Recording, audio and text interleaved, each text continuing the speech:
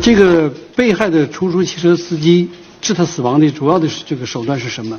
我好像弹了个脑瓜崩，把他弹死了。你这么狡辩有意义吗？本班长制止被告人的无理取闹。被告赵鑫，再次警告你啊，法庭，不要这么放肆。法庭是很严肃的地方。 법정에서 검찰을 모욕하는 이 잔인한 캐릭터는 내몽골 야커스 출신 자오신입니다. 2009년 그는 친동생과 소꿉친구와 공모하여 두 사람을 죽이고 금은방의 금을 약 15,000g을 강탈하여 엄청난 사건을 일으켰습니다. 이 사건은 현지에서도 일어나기 힘든 사건일 뿐만 아니라 전성 및 전국에서도 금액적으로 가장 큰 사건입니다. 후른베이얼시 중급인민법원은 자오신, 위샤오강, 자오레이의 강도 사건을 공개 심리했습니다. 피고인 자오신은 현재 26세, 피고인 위샤오강은 29세, 피고인 자오레이는 24세로 세 사람 모두 정당한 직업이 없고 중학교 교육도 받지 않았습니다. 자오신과 자오레이는 친형제입니다. 기소장에 따르면 피고인 자오신과 위샤오강은 초등학교 동창이며 돈을 벌기 위해 금은방을 강탈하려고 공모했으며 교통수단을 준비하기 위해 피해 사건을 저지른 적이 있습니다. 2009년 10월 10일 자오신과 위샤오강은 렌터카를 빌미로 여성 운전자 한 씨를 황량한 교외로 데리고 가서 살해하고 시신을 강에 던진 후 승용차 한 대를 탈취했습니다. 그 후 자오신은 외지에서 일하는 동생 자오레이를 불러 함께 강도 범행을 저질렀습니다. 3명의 피고인은 빼앗은 차를 몰고 3차례에 걸쳐 자란툰에 잠입하여 기회를 엿보았고 매번 밤 12시에 출발하여 새벽에 도착했습니다. 조금이라도 이상한 점이 있으면 그날은 범행을 하지 않고 300km 떨어진 집으로 돌아와 다시 계획하곤 했습니다. 2009년 12월 20일 그들은 어둠을 타고 네 번째로 자란툰에 도착하여 금은방을 털고 사람을 살해하는 등 엄청난 사건을 일으켰습니다. 3명의 피고인이 범행 수법이 완벽하다고 착각했지만 단 7일 만에 법망에 걸렸습니다. 그때 자오신을 체포한 후 그의 첫마디는 어떻게 사건을 해결했는지 물었습니다. 만약 알려주지 않으면 아무것도 말하지 않겠다고 했습니다. 그 정도로 본인들은 철두철미하다고 생각했지만 잡히니 억울했던 것입니다. 자오신 일당은 강도 금액이 막대하여 2명을 사망에 이르게 했으며 그 수단은 특히 잔인했습니다. 귀걸이와 금목걸이 등 금 장신구를 총 14,484g을 빼앗았고 그 가치는 9억 원 가까이 달했습니다. 법정은 피고인 위샤오강과 자오레이를 구류하여 재판을 기다렸습니다. 2002년 갓 18세가 된 자오신은 강도죄와 절도죄로 법원에서 징역 3년을 선고받은 적이 있습니다. 형기를 마치고 풀려난 자오신은 아무런 능력도 없이 닥치는 대로 일을 하니 수입에 매우 만족하지 못했습니다. 범행 대상을 찾아다니다가 금은방을 털기로 합니다. 왜냐하면 퇴근할 때도 금고 안에 금 장신구를 넣지 않는 것을 발견하고 기회가 있다고 생각했습니다. 그래서 위샤오강과 자오레이를 모아 여러 차례 범행에 몰두했습니다. 再重复一遍啊，那个你把这个杀死出租车司机后抢车的这个过程详细的说一下。我刚才不告诉你们吗？具体细节记得不是很清了。那么这个实施杀人的这个过程当中，是谁先动的手？你应该说是抢车的过程中。对呀，是抢车的过程中，对。抢车的过程当中是我先动的手。你怎么实施的？我拿刀逼住他以后，然后小刚从后边拿绳勒着他。 자오신은 택시를 탈취할 때 여성 운전자를 살해한 범인이 위샤오강이라고 변명했지만 공안기관에 있을 때 여성 운전자의 입과 코를 테이프로 감은 적이 있다고 인정한 적이 있습니다. 여자 운전기사는 도대체 누구의 손에 목숨을 잃었을까요? 被害的出租汽车司机致他死亡的主要的这个手段是什么？是拿胶带封嘴呢？是刀呢？还是绳子？这个应该是法医的问题吧？那我问你，到底是这个造成这个出租车死亡是谁就实施的？我好像弹了个脑瓜崩，把他弹死了。你在这个抢劫过程当中有没有对于小刚有没有威胁行为？没有。对赵磊有威胁行为吗？有。都什么行为？翻车那次他就不想干了，然后我跟他说他已经知道这件事情了，然后意思就必须得让他干。 친동생의 생명을 지키기 위해 자오신은 모든 일을 자신에게 떠맡기며 동생이 자신의 협박으로 인해 범행을 저질렀다고 주장했습니다. 그렇다면 결국 자오레이는 생명을 지킬 수 있을까요? 세 사람은 금은방을 털기로 상의한 후 자란툰에 4번 정도 왔습니다. 자오신의 말로는 사건 당일 본인이 금은방에 들어갔을 때 위샤오강은 이미 경비원을 바닥에 쓰러뜨렸습니다. 위샤오강은 경비원을 누르고 있었고 자오씨는 그의 머리를 두세 번 내리쳤습니다. 그 다음 경비원은 경련을 일으켰습니다. 다음 재빨리 카운터를 부수고 안에 있는 금을 챙겼습니다. 맨 처음 금은방 문을 부술 때 소리가 나면 사람들이 모여들기에 동생을 시켜서 폭죽을 터뜨리게 했습니다. 폭죽을 터뜨리는 소리와 함께 유리 깨지는 소리를 들을 수 없다고 생각했습니다. 강탈한 물건은 위샤오강과 동생은 가지지 않는다고 해서 자오신이 보관하고 있었습니다. 자오신은 동생 자오레이가 자신의 압박을 받아 금은방을 강도할 때 망을 봐주었고 살인이나 금품 취득에 참여하지 않았으며 재산 분배에도 참여하지 않았다고 자백했습니다. 두 번의 살인 강도 사건에서 모두 위샤오강이 사람을 죽음에 이르게 했다고 진술합니다. 하지만 위샤오강의 진술은 정반대였습니다. 그는 고소장에 고발한 범죄 사실에 대해 이해 있다고 합니다. 본인이 저지른 죄는 모두 자오신에 의해 강요되어서 했다고 합니다. 금은방 강도는 반드시 해야 하고 위샤오강이 이 일을 알고 있으니 무조건 강도 살인 사건에 가담해야 된다고 압박했습니다. 뜻대로 안 하면 자오신이 분명히 가족과 자신을 죽일 것이라고 합니다. 자오신은 위샤오강에게 이 금은방에 금이 엄청 많다고 했고 자란툰에서 아주 대단한 사람의 가게이며 밤에는 금 장신구를 그대로 둔 차의 금고에는 넣지 않는다고 했습니다. 위샤오강은 자신의 범죄 행위가 모두 자오신의 압박 아래 어쩔 수 없는 선택이었다고 변명했습니다. 택시를 강탈하고 금은방을 강탈해도 자신은 사람을 죽이지 않았다고 합니다. 자신이 강도에 참여한 이유는 자오신이 총을 들고 위협했기 때문이며 감히 따르지 않을 수 없었습니다. 변호인은 피고인 위샤오강에게 질문했습니다. 금은방을 털기 전에 자오레이는 당신과 얼마나 함께 있었습니까? 위샤오강이 대답하길 거의 20일이 다 되어갑니다. 위샤오강은 사건 발생 전 자오레이가 자신의 집에 머물렀던 것이 자오신이 자신을 협박하는 것을 도운 것이라고 주장합니다. 위샤오강은 사건 당시 아들이 겨우 1살이었고 중병에 걸려 있어 치료할 돈이 없었으며 강도 행위에 가담한 것은 단지 아들의 치료비를 위한 돈을 마련하기 위해서였다고 진술했습니다. 당시 범행할 때 자오신이 뒤에서 총을 겨누고 있었기에 위샤오강은 다른 생각을 할 틈도 없이 그냥 안으로 들어갔답니다. 검찰은 동생 자오레이에게 묻습니다. 그럼 언제 자오신이 당신에게 금은방을 털 것을 말했습니까? 동생 자오레이가 대답하길 아마 제가 돌아간 지 이틀 정도 됐을 거예요. 돌아가신 날 저녁에 저한테 말했던 것 같아요. 저희가 외식할 때 말했습니다. 검찰이 묻습니다. 당신은 동의했습니까? 아니면 동의하지 않았습니까? 동생이 말하길 그때 저는 동의하지 않는다고 말했습니다. 하지만 그의 손에 총이 있었고 저는 매우 두려웠고 나중에는 정말 다른 방법이 없어서 동의했습니다. 검찰은 그럼 자오신이 총을 가지고 있기에 무서워한 건가요? 동생은 맞다고 대답합니다. 어이없는 경찰은 그렇게 변명하는 것이 의미가 있습니까? 라고 묻자 동생은 저는 당신이 말한 변명이 무슨 뜻인지 모르겠습니다. 라고 답합니다. 마지막으로 검찰은 당신이 말한 것은 모두 진실입니까? 라고 물었고 동생은 사실이라고 답했습니다.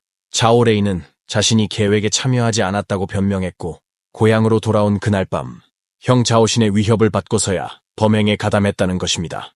자오신, 위샤오강, 자오레이 세 피고인은 법정 조사에 직면한 후 서로 자신을 해명했고 타인을 맹비난했습니다. 사실의 진상은 과연 어떨까요? 법정에서 재판관은 검찰과 변호인 양측이 법원에 증거를 제시하라고 합니다. 먼저 공소인이 법정에 증거를 제시합니다. 검사는 법원의 피고인 자오레이의 공안기관에서의 진술을 제시했으며 자오레이는 위협을 받아 범행에 가담한 것이 아님을 인정했습니다. 아래 동생의 진술입니다. 형이 전화로 저에게 말했습니다. 내가 야커스에 한번 다녀와. 자란툰의 금은방을 알아뒀어. 네가 돌아오면 위샤오강을 찾아서 우리 셋이 이 금은방을 빼앗을 거야. 라고 형님은 말했고 저는 괜찮다고 말했습니다. 검사는 법원에 위샤오강이 공안기관에서의 진술을 제시했으며 범행 전 세 사람은 상세히 모의한 적이 있다고 주장합니다. 검사는 전에 했던 진술서 내용을 법정에서 읽습니다. 우리는 경비원을 어떻게 대해야 할지 논의했습니다. 자오신은 경비원이 말을 듣든 안 듣든 간에 반드시 죽어야 한다고 말했습니다. 자오신은 총으로 때린다고 했고 자오레이는 총으로 하면 움직임이 너무 커서 망치로 경비원을 죽이자고 합니다. 우리 셋 다 동의했어요. 사람을 죽이기 위해서요. 재판관이 자오신에게 이해 있냐고 묻자 없다고 했습니다. 하지만 위샤오강에 대한 질문에 대해서는 그는 범죄에 가담한 것에는 이견이 없지만 이 5번의 공소에는 협박당했다는 언급이 없었습니다. 사실 저는 협박을 당했습니다. 라고 주장하지만 재판관은 무시합니다. 동생 자오레이에게 이해 있냐고 묻자 공안기관의 기록에는 제가 원래 말하려고 했던 것이 전혀 다르게 기록되었다고 합니다. 빼앗긴 14,500g의 금은 자오신에 의해 세 부분으로 나뉘어 각각 숨겨졌습니다. 그의 주방 난로에서는 불에 탄 범행 도구인 망치와 폭죽이 발견되었습니다. 당시 사건을 담당한 경찰국장은 이런 말을 했습니다. 이 3명의 범죄 용의자는 제가 본 사람 중 가장 잔인했습니다. 범행 후 옷, 모자, 신발, 범행 도구, 등과 자동차까지 모두 불태웠습니다. 강도살인단이 범행을 저질렀을 때 왜 자오신, 위샤오강, 그리고 자오레이는 막대한 금을 지키며 작물을 나누지 않았을까요? 자오신은 돈을 한 푼이라도 쓰면 쉽게 발견될 수 있기 때문에 고통을 참고 나누지 않기로 했습니다. 먼저 대출을 받아서 집을 산 후 1년 후에 다시 금을 팔아서 돈을 나눠서 대출을 갚기로 계획했던 것입니다. 나름 지들만의 계획과 생각이 있었던 것입니다. 법정에서 검사가 말합니다. 내몽골시의 경제와 문화가 발전함에 따라 사람들의 생활 수준이 향상되어 자오신, 위차오강, 자오레이 등 사회 불량배들이 수단과 방법을 가리지 않고 큰 돈을 벌려는 꿈을 꾸게 되었습니다. 뜻밖에도 위험을 무릅쓰고 극악무도한 강도살인 사건이 발생한 것입니다. 3명의 피고인은 교활하게 행동하고 상황이 악랄하며 수단이 잔인하고 결과가 심각하여 사회에 큰 악영향을 미쳤으므로 엄중히 처벌해야 합니다. 피고인 위샤오강과 자오레이는 법정에서 자신의 진술을 번복하며 협박과 협박에 의해 강도에 가담했다고 주장하는 것은 불합리한 변명이라고 주장했습니다. 죄를 인정하지 않고 뉘우치지 않는다는 표현밖에 할 수 없다고 합니다. 재판관은 피고인인 자오신과 위샤오강이 스스로 변론하라고 기회를 줍니다. 자오신은 그냥 아무 말을 안 했고 위샤오강은 이렇게 말합니다. 자오신은 확실히 동생을 우리 집에 보내 저를 감시하게 했습니다. 피고인 자오레이가 말했습니다. 제가 그의 집에서 그를 감시했다고 하는데 저는 전혀 현실에 맞지 않는 일이라고 생각합니다. 그와 자오신은 이미 차를 빼앗고 사람을 죽였습니다. 이러한 상황에서 위샤오강이 도망갈까봐 걱정돼서 제가 감시했다는 건 말이 안 된다고 말합니다. 검사는 자오레이가 범죄에 가담한 것이 협박을 받은 것이 아니라고 생각합니다. 조레이가 왜 위샤오강의 집에 머물렀는지에 대한 답은 그는 피하기 위해서입니다. 사건이 발생한 후 체포되더라도 자오레이만은 보호하자고 오래전부터 셋은 계획해왔습니다. 그리고 자오레이가 위샤오강의 집에 사는 주된 목적은 다른 사람들이 자오레이가 다렌에서 야컷으로 돌아왔다는 것을 알지 못하게 하기 위해서입니다. 다른 건 없습니다. 라고 말합니다. 이 말을 듣고 급한 자오신은 묻습니다. 방금 이걸 분석했다고 하셨죠? 아니면 증명할 수 있는 증거가 있습니까? 라고 묻습니다. 검찰은 당신들이 말한 자백에는 다 들어 있습니다. 라고 하자 자오신은 바로 욕을 하고 더러운 입을 다물라고 합니다. 재판장은 피고인의 무리한 소란을 제지했습니다. 피고인 자오신은 다시 경고합니다. 법정을 무시하지 마세요. 법정은 엄숙한 곳입니다. 지금 휴정하고 선고 시기는 추후 공지하겠습니다. 휴정 후 자오레이는 자신의 죄를 후회하며 피해자와 부모님께 부끄럽다고 말합니다. 25주년은 그냥 스쳐 지나가는 것 같고 아무것도 없는 것처럼 느껴집니다. 지금이라고 말합니다. 2010년 9월 10일 내몽골 자치구 후룬베이얼시 중급인민법원은 1심 판결을 내렸습니다. 피고인 자오신에게 사형을 선고하고 정치적 권리를 박탈하며 개인의 모든 재산을 몰수했습니다. 피고인은 위샤오강에게 사형을 선고하고 정치적 권리를 박탈하며 개인의 모든 재산을 몰수했습니다. 피고인 자오레이는 사형, 집행유예 2년, 정치적 권리를 박탈하고 개인의 전 재산 몰수합니다.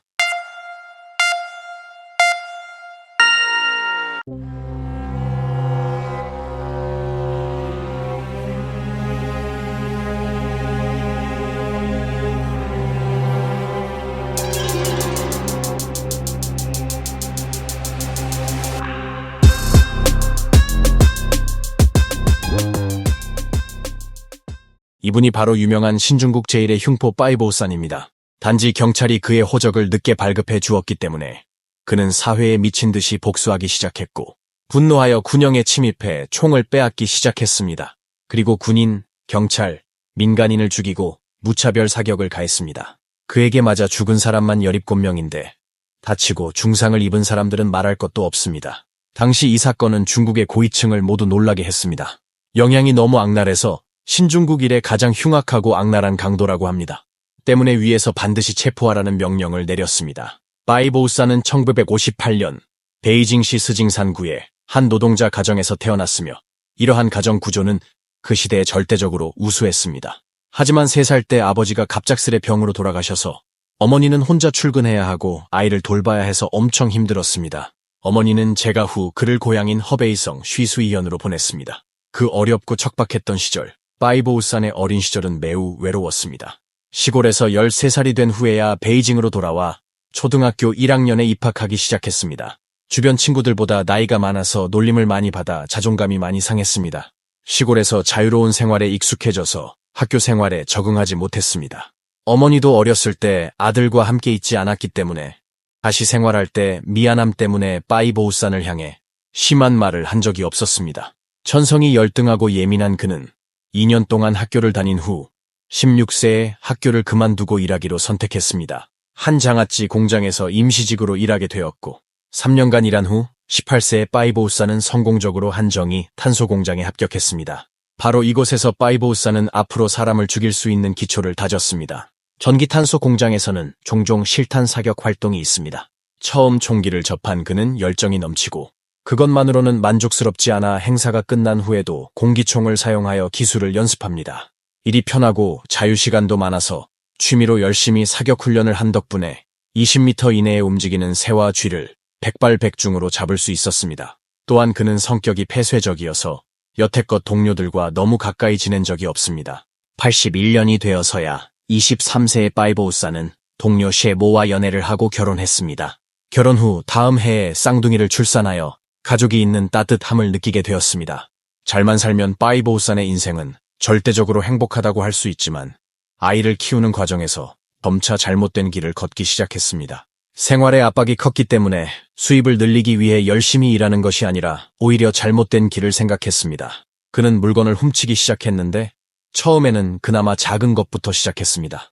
예를 들어 자전거를 훔치거나 공장의 원자재와 완제품을 훔쳐 되팔다가 나중에는 가정집 절도로 발전했습니다. 비록 이것들이 보기에는 별로 가치가 없어 보이지만 그 시절에는 한 가정에서 가장 귀한 물건이었습니다. 1983년 3월 8일 빠이보우산은 여러 차례 도둑질을 하다가 체포되었고 관련 금액이 12만 원이 넘었기 때문에 4년의 징역형을 선고받았습니다.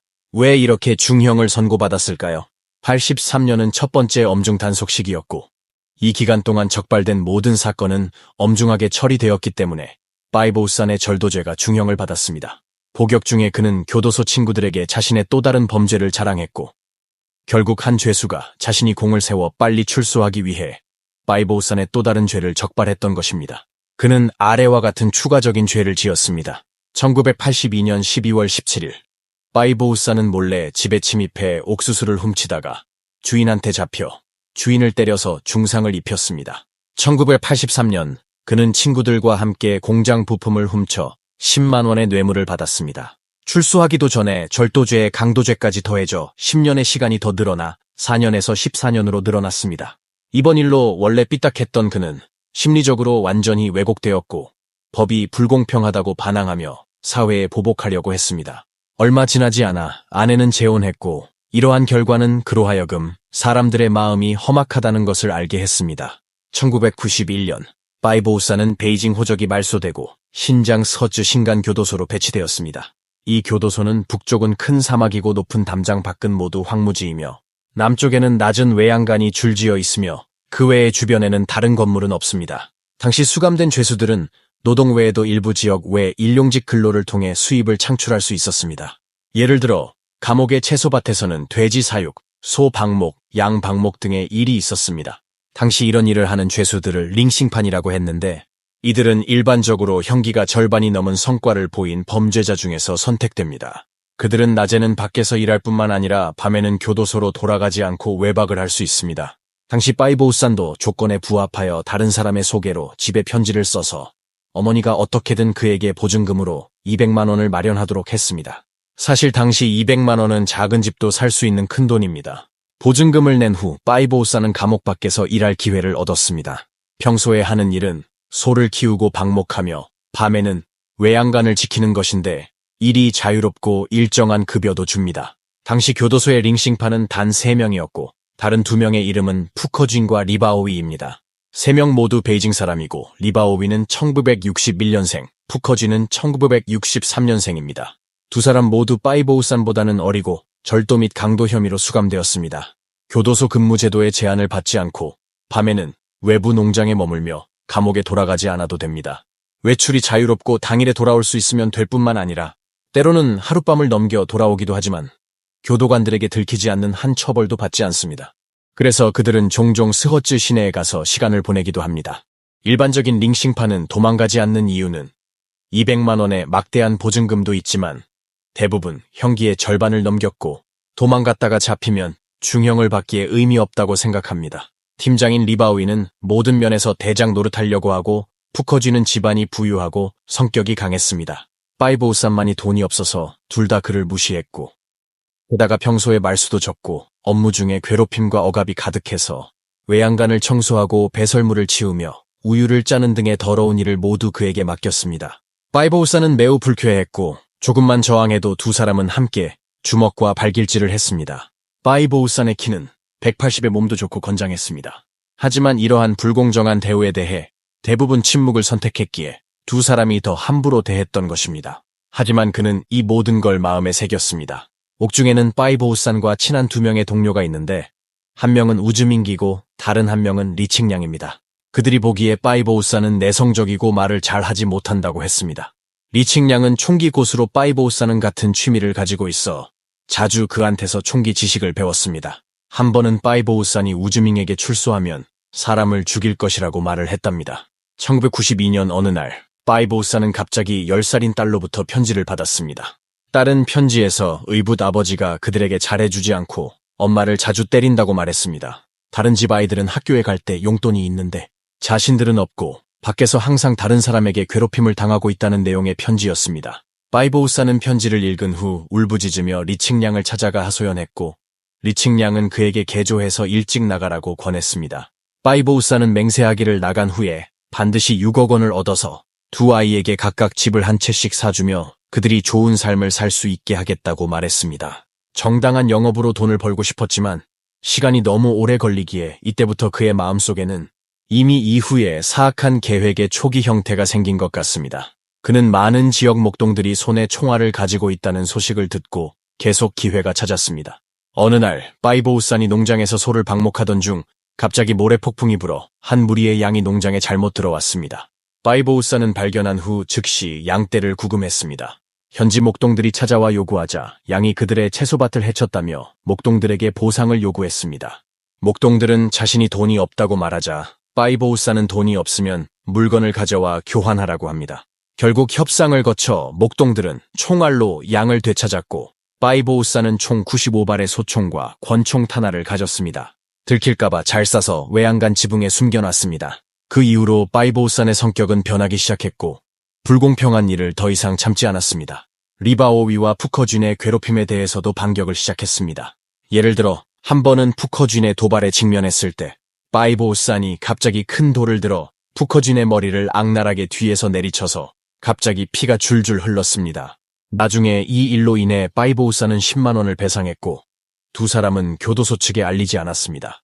1993년 9월 3명의 링싱판이 함께 소를 방목하면서 리바오위와 파이보우산은 다시 갈등을 겪었습니다.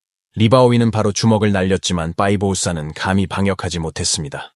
리바오위의 끊임없이 내뿜는 쓰레기 같은 말에 파이보우산은 언젠간 기다려라고 말했습니다. 중국에서 언젠가 기다려봐 라고 하는 것은 복수 혹은 그에 대한 대가를 치르게 한다는 것입니다. 필경 그는 오랫동안 매맞으면서 참아왔기 때문에 이 말을 다른 두 사람은 전혀 마음에 두지 않았고 여전히 큰 문제가 없다고 느꼈습니다. 하지만 파이보우산은 두 사람을 제거할 계획 중이고 깔끔하게 완전히 없애야 하기에 시기를 기다릴 뿐입니다. 어느 날 푸커쥐는 말을 타고 농장을 떠나 놀러 나갔고 파이보우산과 리바오위 두 사람만 남았습니다. 파이보우산은 자발적으로 리바오위에게 찾아와 4만 원이 외양간 벽 틈에 들어가 있다고 말했습니다. 본인은 꺼낼 수 없으니 너가 빼주면 술을 사주겠다고 했습니다. 리바오위는 욕설을 퍼붓고 나서 벽 구석에 웅크리고 앉아 돈을 빼기 시작했습니다. 이때 파이보우산은 소매에서 망치를 꺼내어 그의 뒷머리에 힘을 주어 내리쳤습니다. 쿵하고 리바오위는 그 자리에서 쓰러졌습니다. 파이보우산은 즉시 몇 번의 망치를 보완하여 상대방이 사망했음을 확인하고 전에 외양간 옆에 파놓은 구덩이에 묻은 후 바닥을 정리하고 위장했습니다. 모든 것은 계획에 따라 진행되었고 그의 첫 살인을 완성했습니다. 일이 끝난 후 그는 매우 침착하고 정상적으로 일하며 잠을 잤습니다. 그날 오후에 푸커쥔이 돌아온 후 리바오위의 행방을 신경 쓰지 않았습니다. 이틀 후 파이보우산이 교도소 지도부를 찾아가 리바오이가 이틀 동안 돌아오지 않았다고 보고했습니다. 교도소 측은 즉시 사람을 보내 조사한 결과 매우 이상하다는 것을 발견했습니다. 리바오이는 형기가 1년 남았는데 갑자기 실종될 이유가 없었습니다. 일주일이 지나도 여전히 소식이 없고 현장에서도 이상한 점이 발견되지 않았습니다. 푸커진과 파이보우산도 무슨 일인지 정확히 알지 못한다고 했고 리바오이가 이미 탈옥한 것으로 추측할 수밖에 없었습니다. 이로써 링싱파는 파이보우산과 푸커진 둘만 남게 되었습니다. 푸커진은 리바오이의 실종이 비정상적이라는 것을 예감할 수 있을지도 모릅니다. 하지만 자신도 확실하지 않고 그 후로 푸커진은 감히 날뛰지 못했습니다. 두 사람은 반년 넘게 평화롭게 지냈고 이 일들은 그냥 지나간 줄 알았습니다. 하지만 파이보우산의 마음속에서는 그렇게 생각하지 않았습니다. 이렇게 오랫동안 푸커진을 건드리지 않은 이유는 두 사람이 연이어 실종되면 교도소 측에서 자신을 의심할까봐 두려웠기 때문입니다. 하지만 전에 두 사람에게 괴롭힘을 당했던 장면이 눈에 선하면서 푸커진은 죽어야 한다고 다짐합니다. 1994년 3월 19일 파이보우산은 외양간 벽에 다시 구덩이를 파고 다음 날 낮에는 두 사람이 정상적으로 일하고 밤에는 외양간에서 잤습니다. 자정 무렵 파이보우산은 망치를 들고 잠든 푸커진 앞에 조용히 다가가 손을 내리고 상대방의 머리를 꽉 내리친 후 계속해서 망치를 보완했습니다. 푸커진은 현장에서 즉시 사망했습니다. 시신을 처리한 후 이번 범행에 허점이 너무 많다는 것을 발견했습니다. 피가 이불과 베개를 붉게 물들였고 혈흔이 너무 많아 의심을 불러일으켰습니다. 증거를 없애기 위해 그는 이불과 베개를 모두 꺼내 불태웠고 태운 후 모래로 묻었습니다. 이틀 후 파이보우산은 푸커진이 21일 아침에 나간 이후로 계속 돌아오지 않았다고 교도소에 보고했습니다. 또 한 명이 실종되었다고 했습니다. 이는 교도소 측의 경각심을 불러일으켰고 푸커진의 이불과 베개가 사라진 것을 발견했으며 또 14만 원 현금을 발견했습니다. 이것은 매우 이상합니다. 탈옥하여 도망쳤는데 돈은 가져가지 않고 이불과 베개를 가져갔습니다. 중요한 것은 외양간 벽에서 붉은 피가 발견되었고 채취 후 검사를 통해 사람의 혈액임을 확인했다는 것입니다. 푸커진이 실종되었을 때 파이보우산과 둘만 이곳에 있었습니다. 게다가 혈흔뿐만 아니라 파이보우산이 이전에 푸커진과 싸운 적이 있고 반년 전 실종된 리바오이도 포함해서 모든 것이 파이보우산으로 지목하고 중대한 범죄 혐의가 있다고 판단되어 수감하고 조사를 했습니다. 그러나 열흘 넘게 조사한 결과 파이보우산의 태도는 매우 강경했고 심지어 95발의 총알을 숨긴 사실까지 자백했지만 푸커진의 실종과 자신이 관련이 있다는 것을 인정하지 않았습니다. 외양간 안의 혈흔이 어떻게 된 것이냐고 물었더니 그것이 예전에 푸커진과 리바오이가 싸울 때 남긴 것이라면서 푸커진이 자주 밖에서 여자를 찾았다고 말했습니다. 어쩌면 밖에서 무슨 일이 있었는지도 모르지만 어쨌든 끝까지 인정하지 않고 끝까지 밀고 나가는 것을 목표로 하고 있습니다. 경찰은 죄수들하고도 그에 대해 물었지만 교도소 사람들은 파이보우산과 푸커진이 깊은 원한은 없다고 전했습니다. 결국 교도소 측은 여러 정보를 종합한 결과 파이보우산이 푸커진을 살해한 증거가 없다고 판단했습니다. 이 일로 인해 그는 125일 동안 단독으로 구금되었고 결국 보증서를 쓰게 한 후 다시 원 위치로 돌아가게 했습니다. 푸커진의 사건은 사람도 사라지고 죽었다고 해도 시체도 없다 보니 미제 사건으로 남겨둘 수밖에 없습니다. 복수를 한 파이보우산은 이후 열심히 일하며 감귤을 지켰고 뛰어난 활약으로 결국 12개월의 감형을 받았습니다. 비록 이전에 감찰 당국이 그가 은닉한 95발의 총알을 압수했지만 그는 곧 현지 목동들로부터 소총탄알 75발과 권총탄알 50발을 추가로 확보했습니다. 이번에 그는 총알을 잘 쏴서 수로 옆에 묻었습니다. 1996년 3월 39세의 파이보우산은 1년 앞당겨 석방되었습니다. 소총탄 75발과 권총탄 50발을 파낸 뒤 배낭을 메고 70여 시간을 달려 베이징으로 돌아갔습니다. 그는 베이징에 계시는 어머니와 의붓 아버지의 집에 갔습니다. 10여 년의 힘든 감옥 생활로 파이보우산이 많은 변화를 겪었지만 다행히도 가족들은 그의 복귀에 대해 모두 기뻐하고 있으며 어머니 댁에 머물면서 다시 한번 가정의 따뜻함을 느꼈습니다. 파이보우산은 돈을 벌어야 했지만 일자리를 찾든 사업을 하든 간에 이전의 범죄로 인해 호적이 말소되었고 다시 등록해야 했기에 자료를 가지고 파출소에 갔습니다. 그를 접대한 사람은 호적 업무를 담당하는 경찰인데 파이보우산이 체포된 후 말하기를 그가 석방증과 관련 자료를 제출하면 곧 호적에 오를 수 있을 것이라고 생각했습니다. 하지만 경찰은 호적을 등록하는데 최소 반년이 걸린다고 말했고 파이보우산의 관점에서 상대방의 태도는 냉담했습니다. 그는 화를 냈고 이로 인해 두 사람은 언어상의 충돌을 일으켰습니다. 경찰은 독서를 퍼부으면서 파이보우산을 돌아가서 2년을 기다리라고 했습니다. 가족들은 참으라고 설득했기에 알겠다고 대답한 뒤 파이보우산은 어려운 호적 등록 과정을 시작했습니다. 여러 번 파출소를 방문했지만 신청이 계속 지연되었고 호적 등록은 계속 실행되지 않았으며 솔직히 얼마를 방문했는지 셀 수도 없습니다. 파이보우산은 내심 이러한 태도와 태만이 형기를 마치고 석방된 사람들을 의도적으로 괴롭히는 것이라고 생각합니다. 그 파이보우산은 어머니에게 호적을 만들어주지 않는 것은 고의로 나를 괴롭히는 것이고 살지 못하게 하려는 것이라고 말했습니다. 솔직히 당시 경찰은 뇌물을 얻어먹기 위함이었지만 먹고 살기도 힘든 그는 돈이 어디 있어서 뇌물을 그들에게 줄 수 있겠습니까? 자신이 사회로 돌아온 후 첫 번째로 느낀 일은 사회가 그를 포용하지 않으며 마음속의 분노도 발산할 곳이 없다는 것이었습니다. 주된 이유는 그가 석방된 후 과거에 그마저도 약자라고 생각한 부류의 사람들이 모두 장사를 해서 부자가 된 것을 보고 그도 노상에서 면도기 판매를 시작했습니다. 비용은 2만 원이 넘었고 항상 도시관리로부터 처벌과 몰수를 받아 다시 한번 자극을 받았습니다. 10수년 동안 자신의 형량이 무겁다고 생각하고 아이들에게 큰돈을 벌어주고 싶은 절박한 심정, 경찰이 호적을 만들어주지 않고 장사를 하다 당한 굴욕 등으로 인해 파이보우산은 강력 범죄를 통해 사회에 미친 듯이 복수하는 불귀의 길을 걷게 됩니다. 하지만 모든 게 이미 계획한 것이라고 봅니다. 그렇지 않았다면 왜 100발 이상의 총알을 베이징으로 가져갔을까요? 어느 말이 옳든지 간에 확실한 것은 그 후 파이보우산이 완전히 타락하여 심지어 한 세대의 악몽이 되었다는 것입니다. 그가 신장에서 가져온 총알은 계획을 실현하는 기초가 되었고 해야 할 일은 이 총알에 맞는 총을 찾아야 합니다. 1996년 3월 31일 오후 9시 파이보우산은 스징산 가오징 열병합 발전소에 도착했습니다. 그의 목표는 서대문 외초정의 초병입니다. 여러 날 동안 관찰한 결과 이곳 보초병의 몸에 총기가 있는 것을 확인했고 파이바오산은 최적의 착수 시기를 기다리고 있습니다. 밤 9시 40분부터 교대가 시작되었고 교대 후 당직 초병이 입구에서 순찰을 돌았습니다. 어둠 속에 숨어있던 파이보우산은 이를 틈타 기회를 놓치지 않고 쇠몽둥이를 들고 초병의 뒤통수를 쳤고 초병은 현장에서 기절했습니다. 비록 응급치료 후 위험에서 벗어났지만 그의 몸에 있던 5.6식 반자동 소총은 파이보우산한테 빼앗겼습니다.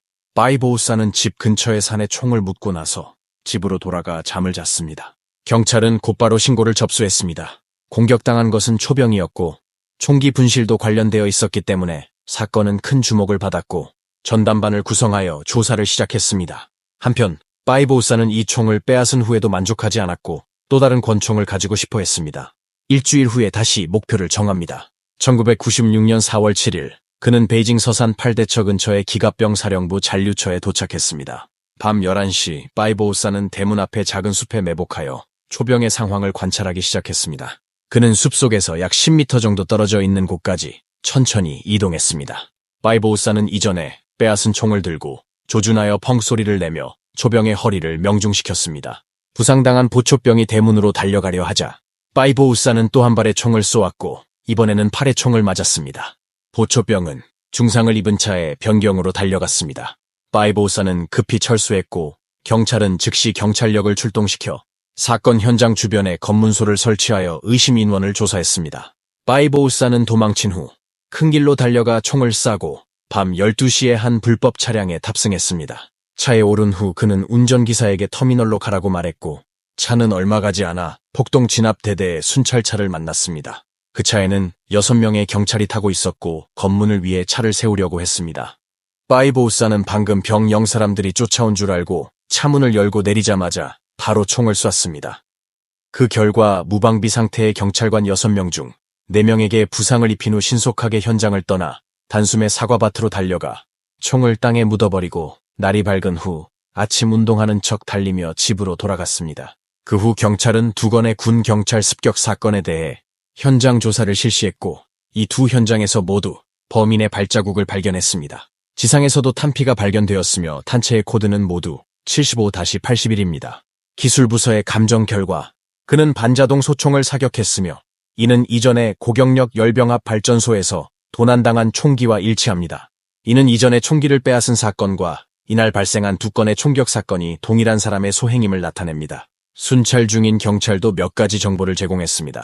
이 괴한은 혼자이고 나이는 대략 30세에서 40세 사이이며 몸은 튼튼하며 키는 약 180 정도입니다. 이 자동차 운전자는 경찰로부터 중요한 단서를 제공받았으며 현재 사건의 범위가 확정되었습니다. 베이징 억양이고 337번 버스 터미널로 가겠다고 말했다고 증언했습니다. 이 조건들에 근거하여 경찰은 범인이 살고 있는 거점이 있을 가능성이 높다고 판단하여 337번 터미널을 중심으로 반경 5km를 깊이 파고 조사했습니다. 바이보우산은 이때 이미 외부의 집을 임대했기 때문에 조사 과정에서 경찰은 바이보우산의 어머니 집에 갔지만 이 사람의 존재를 알지 못했습니다. 베이징 경찰이 전력을 다해 수사를 진행하는 동안 바이보우산은 아무런 영향도 받지 않았습니다. 그는 오직 한 가지 집념만 가지고 있었는데 그것은 반드시 권총을 강탈해야 한다는 것이었습니다. 보름 동안 쉬다가 우연히 차를 타고 펑타이바이 사격장을 지나면서 보초병의 허리에 있는 권총 커버와 탄창 커버를 보았습니다. 1996년 4월 21일 바이보우산은 과수원에 묻힌 총을 파내어 포장한 후 오후에 사격장 옆 옥수수밭으로 가서 묻었습니다. 다음날 새벽 1시 30분까지 계속 기다리다가 바이보우산은 어둠 속에서 천천히 기어갔습니다. 초병으로부터 10m 떨어진 곳에 와서 두 발의 총을 쏜 후 초병이 쓰러졌고 한 발을 더 쏴서 확인 사살을 했습니다.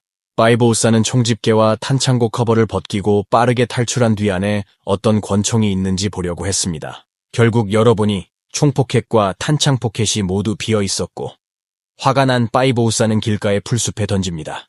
그 당시 많은 초병들이 허리춤에 있는 총들은 모두 진짜가 아니었습니다. 그 이유를 알 수 없는 바이보우산은 초병의 총이 모두 진짜라고 오해하여 잔인하게 사격장의 초병을 살해했습니다. 짧은 반달 만에 베이징에서 3건의 총격 사건이 발생했고 3사건의 범인은 모두 총기를 강탈하고 목표물이 모두 군경이라는 공통점을 가지고 있습니다. 경찰과 군인 5명을 다치게 하고 1명이 목숨을 잃었습니다. 사건은 상급 지도자와 전 국민을 놀라게 했고 또 이 시기에 전국적으로 악재가 많이 발생했습니다.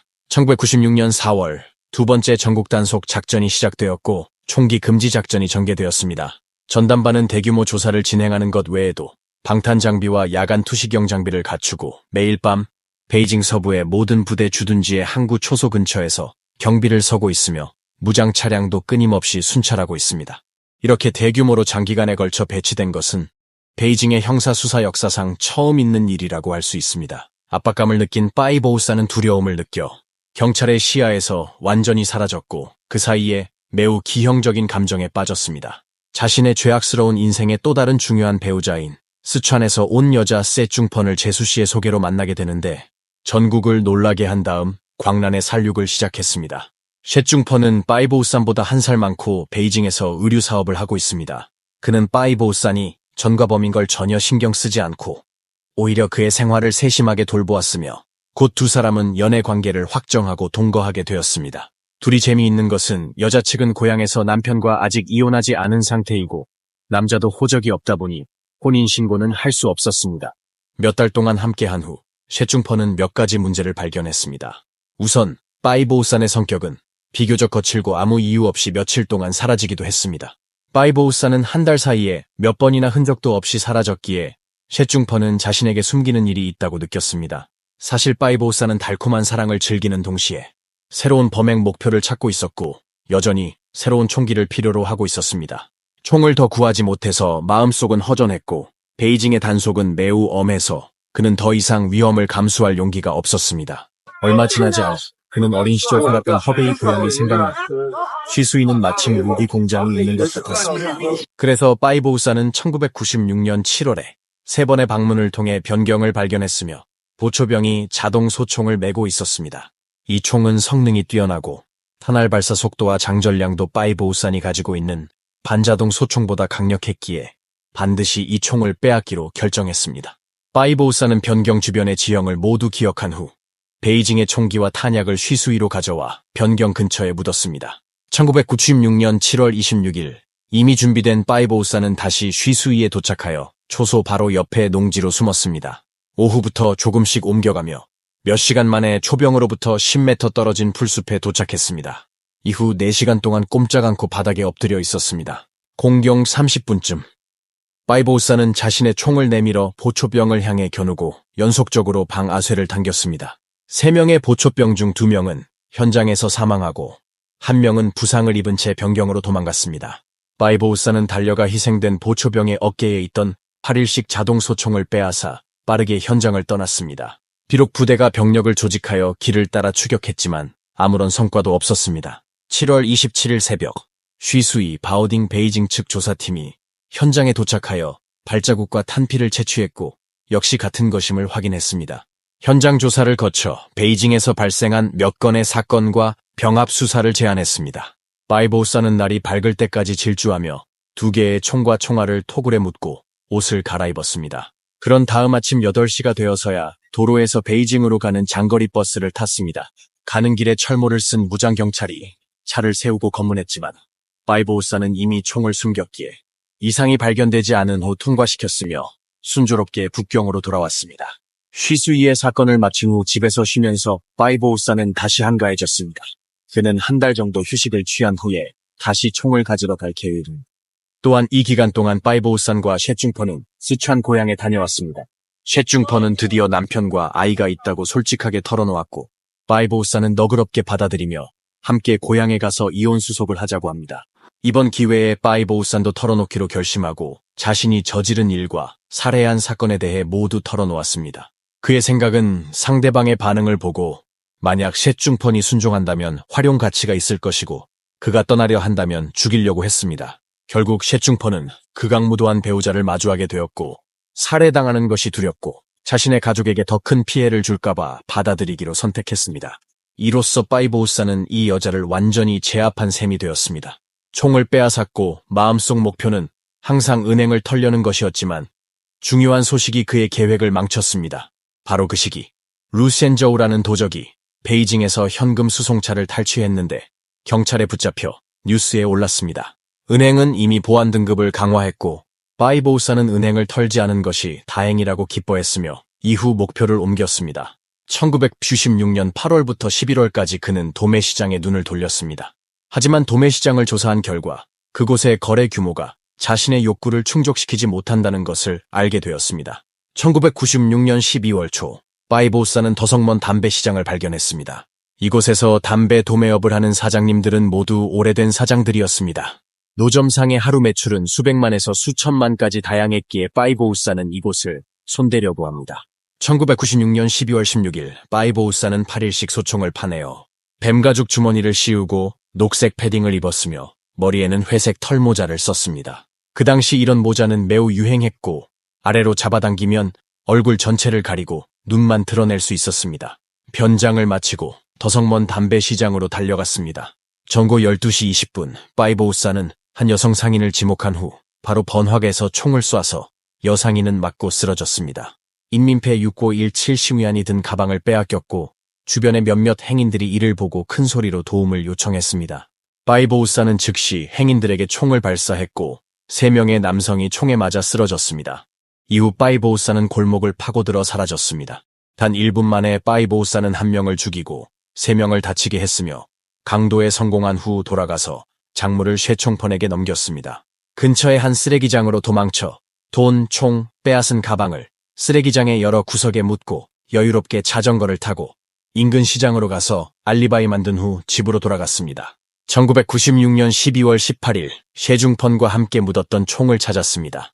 전담반은 병기부를 조사하여 범행에 사용된 총알이 70년대에 생산되었고 주로 난징 군구와 란저우 군구에 배치되었다는 것을 알게 되었습니다.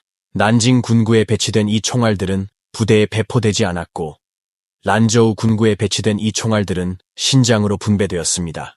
이 전담반은 즉시 사람을 신장으로 보내 총알 관리 상황을 점검합니다. 하지만 총알의 수가 너무 많고 분포가 넓으며 시간이 길어 총알의 행방을 더 이상 파악하기 어려워 단서가 다시 끊겼습니다. 바이보우사는 돈이 생긴 후 1997년에 설과 구정을 즐겁게 보냈지만 그는 원하는 6억 원에는 아직 많이 부족합니다. 그는 베이징의 현재 상황이 너무 심각해서 더 이상 여기서 손을 쓸 수 없다는 것을 잘 알고 있습니다. 그는 익숙한 장소를 떠올렸는데 바로 신장입니다. 많은 사람들이 면화 사업을 하기에 대금을 강탈할 수 있는 곳입니다. 1997년 2월 21일 바이보우산과 셰중펀은 신장으로 가는 기차에 올랐습니다. 기차의 보안이 오늘날처럼 선진적인 않기에 바이보우산은 8일식 자동 소총과 총알을 옷 속에 숨긴 후 맨 위에 패딩을 입고 역으로 들어갔습니다. 두 사람은 무사히 우르무치에 도착했습니다. 바이보우사는 스허즈 147병단에 가서 예전에 옥중 친구였던 우쯔밍을 찾았습니다. 우쯔밍은 그가 신장에 온 것을 보고 또 사고를 쳐서 도망친 줄 알았습니다. 바이보우사는 이번에 신장에 온 이유가 면화 대금을 벌기 위해서라고 말했고 우쯔밍에게도 함께 일하자고 합니다. 우쯔밍은 그 자리에서 즉시 경비일을 사임하겠다고 약속하고 과감히 합류했으며 집에서 나와 바이보우산 셰중펑과 함께 살게 되었습니다. 1997년 6월 5일 바이보우산과 우쯔밍은 셔틀버스를 타고 쿠이툰시에 도착했습니다. 목표는 군용 총기를 강탈하는 것입니다. 22시에 두 사람은 쿠이툰 주둔군 군사훈련센터에 들어갔는데 한 군인이 수상한 그들을 발견하자 도망쳤습니다. 두 사람은 범행을 포기하고 스허츠시로 돌아갔습니다. 가는 길에서 경찰의 검문을 받자 바로 총을 꺼내더니 경찰은 도망쳤고 비록 한 발을 발사했지만 사상자는 없습니다. 1997년 6월 6일 두 사람은 인적이 드문 지역을 20시간 넘게 연속으로 걸어서 141단장에서 셔틀버스를 타고 스허츠시 147단장 거처로 돌아갔습니다. 바이보우산과 우쯔밍 두 사람은 수십 개의 면화 거래 시장을 방문했습니다. 하지만 구정이 지나고 나면 마침 면화 거래의 비수기라 시장 상인들의 현금이 많지 않아 면화 강도 거래 계획을 당분간 실행할 수 없습니다. 한가해진 바이보우산은 오래된 버릇이 또 도졌고 또 총을 빼앗는 것을 떠올렸습니다. 우쯔밍에게 지금 우리 수중에 총 한 자루와 8일씩 자동 소총밖에 없다고 말하며 부족하기에 한 건을 더 하자고 합니다. 1997년 7월 5일 저녁 바이보우산과 우쯔밍은 스허츠 하야지 간척지에 도착했습니다. 제14차 인민무장부 창고에서 8일씩 자동소총으로 2마리의 호원 경찰견을 사살한 후 창고 문을 열었습니다. 하지만 안에 아무것도 없다는 것을 발견하고 즉시 현장에서 도망쳤습니다. 고비 사막에서 도망치던 두 사람은 낯선 행인을 만났습니다. 당시 바이보우산의 어깨에 소총을 메고 있었기 때문에 흉악한 본성을 드러냈고 무고한 행인을 총으로 쏴 현장에서 사살했으며 또 다른 피해 빚을 지게 되었습니다. 두 사람은 사망자를 신장의 고비 사막에 묻었고 바이보우산은 효율성을 높이기 위해 이동수단을 준비했습니다. 1997년 7월 29일 우쯔밍은 탑승을 이유로 오토바이를 세웠습니다. 운전자 왕지핑이 오토바이를 멈출 때 바이보우산이 튀어나와 총으로 쓰러뜨리고 시신을 목화밭에 옮겨 묻었습니다.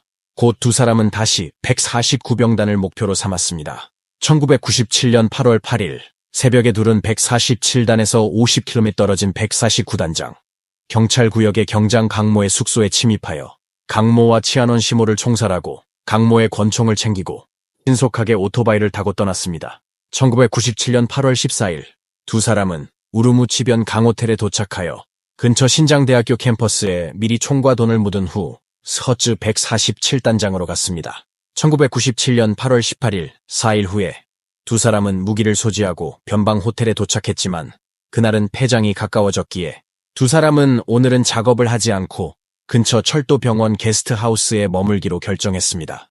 다음날 아침 바이보우산은 어깨에 큰 가방을 메고 있었는데 그 안에는 8일씩 자동소총과 5사식 권총 그리고 모든 총알이 들어 있었습니다. 두 사람은 목표를 찾기 위해 시장을 왔다 갔다 걸었습니다. 갑자기 가방을 든 두 명이 한쪽 구석에 쪼그리고 앉아 가방을 내려놓고는 돈을 세기 시작했습니다. 바이보우산은 둘러보고 나서 가방 안에 돈이 엄청나다는 것을 발견했습니다.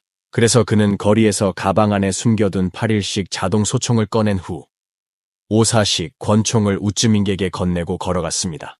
바이보우산은 두 사람을 향해 총을 쏘았고 그중 한 명을 현장에서 사살했습니다. 총성이 광장 주변 사람들을 놀라게 했고 현장은 혼란에 빠졌으며 다른 한 명은 즉시 가방을 들고 도망쳤습니다. 바이보우산은 총을 쏘았고 결국 그 젊은이를 사살한 후 그의 가방을 빼앗았습니다. 두 사람은 총을 쏘면서 도망을 치다 보니 신장대학교 부속 중학교 앞에 도착했습니다. 한 무리의 학생들이 이상을 발견하고 나서 상황을 확인했지만 양심을 잃은 바이보우산은 다시 17세 학생 2명을 총으로 쏴 죽였습니다. 그 후 그들은 한쪽 담을 넘어 담장 뒤 숲으로 사라졌습니다. 이번에 두 사람은 범행에서 도주까지 20분이 걸렸고 총 14발을 발사하여 7명이 사망하고 5명이 부상당했습니다. 빼앗은 2개의 가방에는 달러와 인민폐가 들어있었는데 총 2억 8천만 원에 달합니다. 그 대규모 총기 강도 사건이 발생했다는 소식은 마치 중대한 폭탄처럼 우르무치시 전체를 놀라게 했습니다. 1997년 중국의 10대 형사 사건 중 하나로서 이 사건은 중국 형사 수사 역사에 영구적으로 기록되었습니다. 이번에 많은 사람들이 바이보우산의 생김새를 보았고 목격자의 진술을 수집하여 종합한 후 최종 몽타주를 그렸습니다. 곧 이 몽타주는 대량으로 복사되어 배포되었습니다. 경찰은 즉시 현장에서 몇 가지 증거물과 탄피 10여 개를 발견했습니다. 당시 베이징 경찰은 탄피의 출처를 따라 신장까지 추적해왔고 총알이 모두 8일씩 자동소총에서 발사된 것으로 확인되었습니다. 그래서 신장과 베이징, 허베이에서 발생한 여러 악성 사건을 병합했습니다. 하지만 경찰이 수사를 벌이고 있을 때 사건이 갑자기 변화를 가져옵니다. 1997년 8월 31일 오후 변방 호텔 사건 발생 후 12일째 되는 날 경찰은 한 건의 신고를 받습니다. 신장 텐츠 풍경구의 한 지역 목동이 산비탈에서 이름 없는 남자의 시신을 발견했습니다. 경찰은 현장에서 무명 남성의 시신은 총에 맞아 사망한 것으로 판단했고 사망자는 불에 타서 신원을 확인할 수 없었지만 현장에는 탄피 4발이 발견되었습니다. 살해자는 바로 바이보우산이고 사망자는 그의 공범인 우쯔밍입니다. 바이보우산이 우쯔밍을 죽인 이유는 그에게 돈을 나눠주고 싶지 않았기 때문입니다. 당시 바이보우산은 우쯔밍이 반드시 절반의 돈을 요구할 것이라고 확신했는데 이는 받아들일 수 없는 것이었습니다. 그날 성공을 거둔 후 두 사람은 스허츠로 돌아왔고 바이보우산은 돈과 총을 묻어두었습니다. 우쯔밍은 매우 흥분했습니다. 그것은 2억 8천만 원이고 바이보우산에게 언제 돈을 분배할 것인지 하루에 수도 없이 많이 물어봅니다. 마침내 바이보우산은 질문을 하는 것이 지겨워졌고 마음속으로 이번 작전에서 우쯔밍은 아무 도움도 안 됐다고 생각합니다. 사람들은 모두 자신이 죽였고 아무것도 하지 않은 우쯔밍이 돈을 나누는 데는 엄청 적극적이고 문제는 얼마를 줘야 그가 만족할지도 모르는 일이었습니다. 바이보우산은 또한 이 사람이 갑자기 돈이 생기면 주변 사람들에게 들킬까봐 두려워하고 신고당할 수도 있으며 자신의 정체가 드러난다고 생각합니다. 이렇게 보면 우쯔밍의 존재는 위험할 뿐만 아니라 쓸데없는 것이라고 생각할 때 눈치 없는 우쯔밍이 다시 말했습니다. 돈을 보러 가는 게 좋겠다. 거기 묻어두면 마음이 놓이지 않아. 누가 가져갈까봐 걱정돼. 바이보우산은 대답했습니다. 두 사람은 우르무치로 돌아온 후 돈을 확인하고 이 기회에 오사식 권총을 가만히 몸에 지녔습니다. 다시 스허츠로 돌아온 후 바이보우산은 먼저 베이징으로 가서 상황을 피하고 신장의 이 엄격한 조사가 끝난 후에 다시 돈을 찾으러 오겠다고 제안했습니다. 우쯔밍은 뭔가 이상하다는 것을 예감하는 것 같았습니다. 왜냐하면 그는 바이보우산에 대해 잘 알고 있기 때문입니다. 이 사람은 전에 2명의 감옥 친구를 죽였기에 우쯔밍도 자신을 죽일 수 있다고 생각하고 방비하기로 합니다. 바이보우산이 베이징에 가기 전 자신을 죽일 수도 있다고 생각한 그는 가지고 있던 파란색 노트에 2줄의 주소를 적어두었습니다. 하나는 베이징에 있는 바이보우산 주소이고 다른 하나는 스촨에 있는 셰중펀의 주소입니다. 바이보우산과 함께 신장을 떠나기 전 우쯔밍은 자신의 사촌 동생에게 노트를 건네주며 친구와 외출했다가 한 달 후에도 돌아오지 않으면 자신이 이미 세상을 떠난 것이라고 말했습니다. 즉 한 달 후에도 자신이 나타나지 않으면 노트를 가지고 신고를 할 것이며 그 안에는 친구와 친구 여친의 주소가 있다고 알려준 것입니다. 어느 날 바이보우산과 셰중펀은 대화를 나누며 이렇게 많은 날 동안 신장에서 제대로 놀지 못했다고 말했습니다. 바이보우산은 두 사람에게 텐츠에 가서 하루 즐기자고 합니다. 관광지에 도착한 후 세 사람은 약 2시간 동안 걸었고 더 이상 사람의 그림자가 보이지 않는 곳에 도착했습니다. 모두 피곤함을 느껴 좀 쉬기로 결정했고 이때부터 바이보우산은 우쯔밍의 행동을 항상 주시하기 시작했습니다. 쉬고 있을 때 우쯔밍은 물을 마시기 시작했습니다. 바이보우산은 방심한 틈을 타 허리춤에서 미리 준비한 망치를 꺼내 우쯔밍의 뒤통수를 세게 내리쳤지만 큰 피해는 없었습니다. 이에 반응한 우쯔밍은 산 아래로 구르며 뛰어갔습니다. 바이보우산은 따라잡지 못할 뻔하자 서둘러 권총을 꺼내 겨누고 사격을 시작했습니다. 그중 한 발은 엉덩이에 맞고 한 발은 등에서 우쯔밍의 심장을 관통하여 현장에서 사망했습니다. 우쯔밍을 죽인 후 그는 주머니에서 준비한 휘발유 한 병을 꺼내 붓고 라이터로 불을 붙였습니다. 셰중펀은 예전에 바이보우산이 얼마나 잔인한지 들었을 뿐인데 이번에는 살인 현장을 직접 목격하고는 깜짝 놀랐습니다. 바이보우산은 절대 그녀를 해치지 않겠다고 약속했고 그에게 우쯔밍의 신분증과 범행 도구를 모두 묻으라고 했습니다. 1997년 8월 27일 바이보우산과 셰중펀은 우르무치로 돌아왔고 두 사람은 불법 자금을 빼내 호텔로 가져갔습니다. 이 달러와 인민폐 100장을 한 묶음으로 묶어서 모두 옷의 칸막이에 넣고 바이보우산은 54식 권총도 한 자루 넣었습니다. 모든 돈과 총은 옷 속에 넣었고 당시 기차역 검문은 몸은 수색하지 않고 집만 확인하는 시대였기에 두 사람은 순조롭게 베이징으로 갔습니다. 베이징으로 돌아온 당일 오후, 파이보우산은 어머니의 집으로 갔습니다. 이때 파이보우산에게 변화가 생겼는데 예전에는 매번 범행 후 총과 뇌물을 묻었지만 이번에는 총을 숙소 서랍에 넣고 자신의 침대 밑에 돈을 쑤셔 넣었습니다.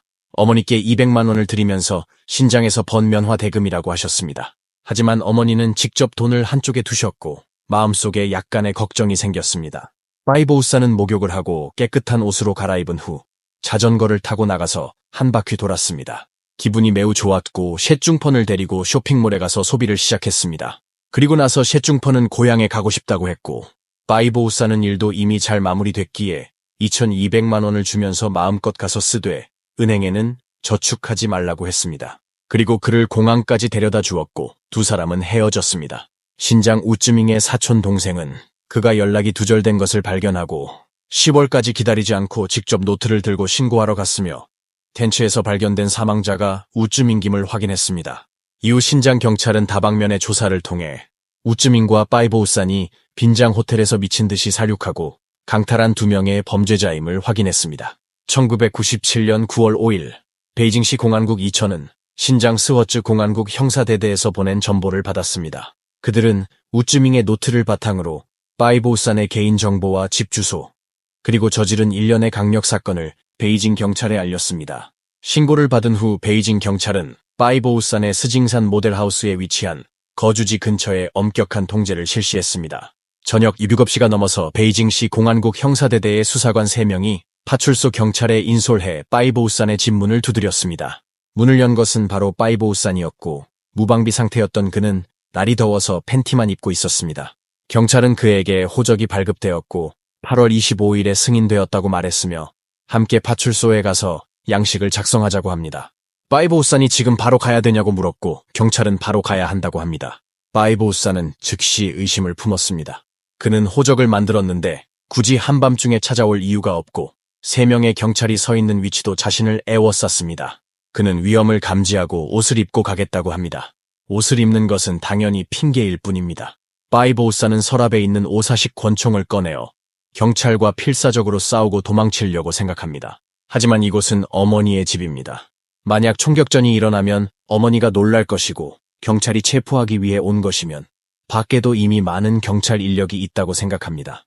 때마침 어머니가 방에서 나왔고 그 모습을 본 후 어머니 앞에서 사람을 죽이고 싶지 않아 포기했습니다. 옷을 다 입고 어머니께 호적 승인 때문에 갔다 오겠다고 말한 뒤 경찰을 따라 떠났습니다. 파이보우산은 베이징에서 체포된 후 8시간의 신문을 거쳐 점차 심리적 방어선도 돌파당했습니다. 1997년 9월 6일부터 자신이 저지른 모든 범죄를 자백하기 시작했습니다. 동시에 경찰은 어머니가 사는 침실을 밤새 수색한 결과 이미 장전된 오사식 권총과 탄알 63발을 발견했으며 현금도 2억 2천만 원이 넘습니다. 아침 7시 수사관들은 차를 몰고 허베이성 쉬수이로 가서 기차역 근처의 외딴 지역에서 반자동 소총 한 자루를 발견했고 신장에서 8일씩 자동 소총을 획득했습니다. 신장 경찰은 자백을 바탕으로 스허즈 신간교도소의 외양간 근처에서 여러 해 동안 살해된 푸커쥔과 리바오이를 찾았습니다. 왕지핑의 시신도 모카밭에서 찾았습니다. 고비 사막에서 파이보우산에 의해 살해된 무고한 행인만이 발견되지 않았습니다. 그의 집에서 발견된 오사식 권총의 총번호는 8월 8일 신장 149단에서 빼앗긴 권총 번호와 동일하며 인출된 대여섯식 반중 소총도 베이징 3색 3비일 사건에서 근무 중 초소가 빼앗긴 것입니다. 파이보우산의 집에서 고무신 한 켤레가 발견되었고 이는 허베이성 쉬수이현 717 사건 현장에서 채취한 발자국과 일치합니다. 모든 증거에 직면하여 파이보우산은 더 이상 반항하지 않고 스스로 반항하고 모든 죄를 인정했습니다. 곧 셰중펀도 스촨 고향에서 체포되었습니다. 이로써 파이보우산 총기 살인 사건이 완전히 해결되었습니다. 1997년 12월 3일 파이보우산과 셰중펑은 재판을 받기 위해 신장으로 압송되었습니다.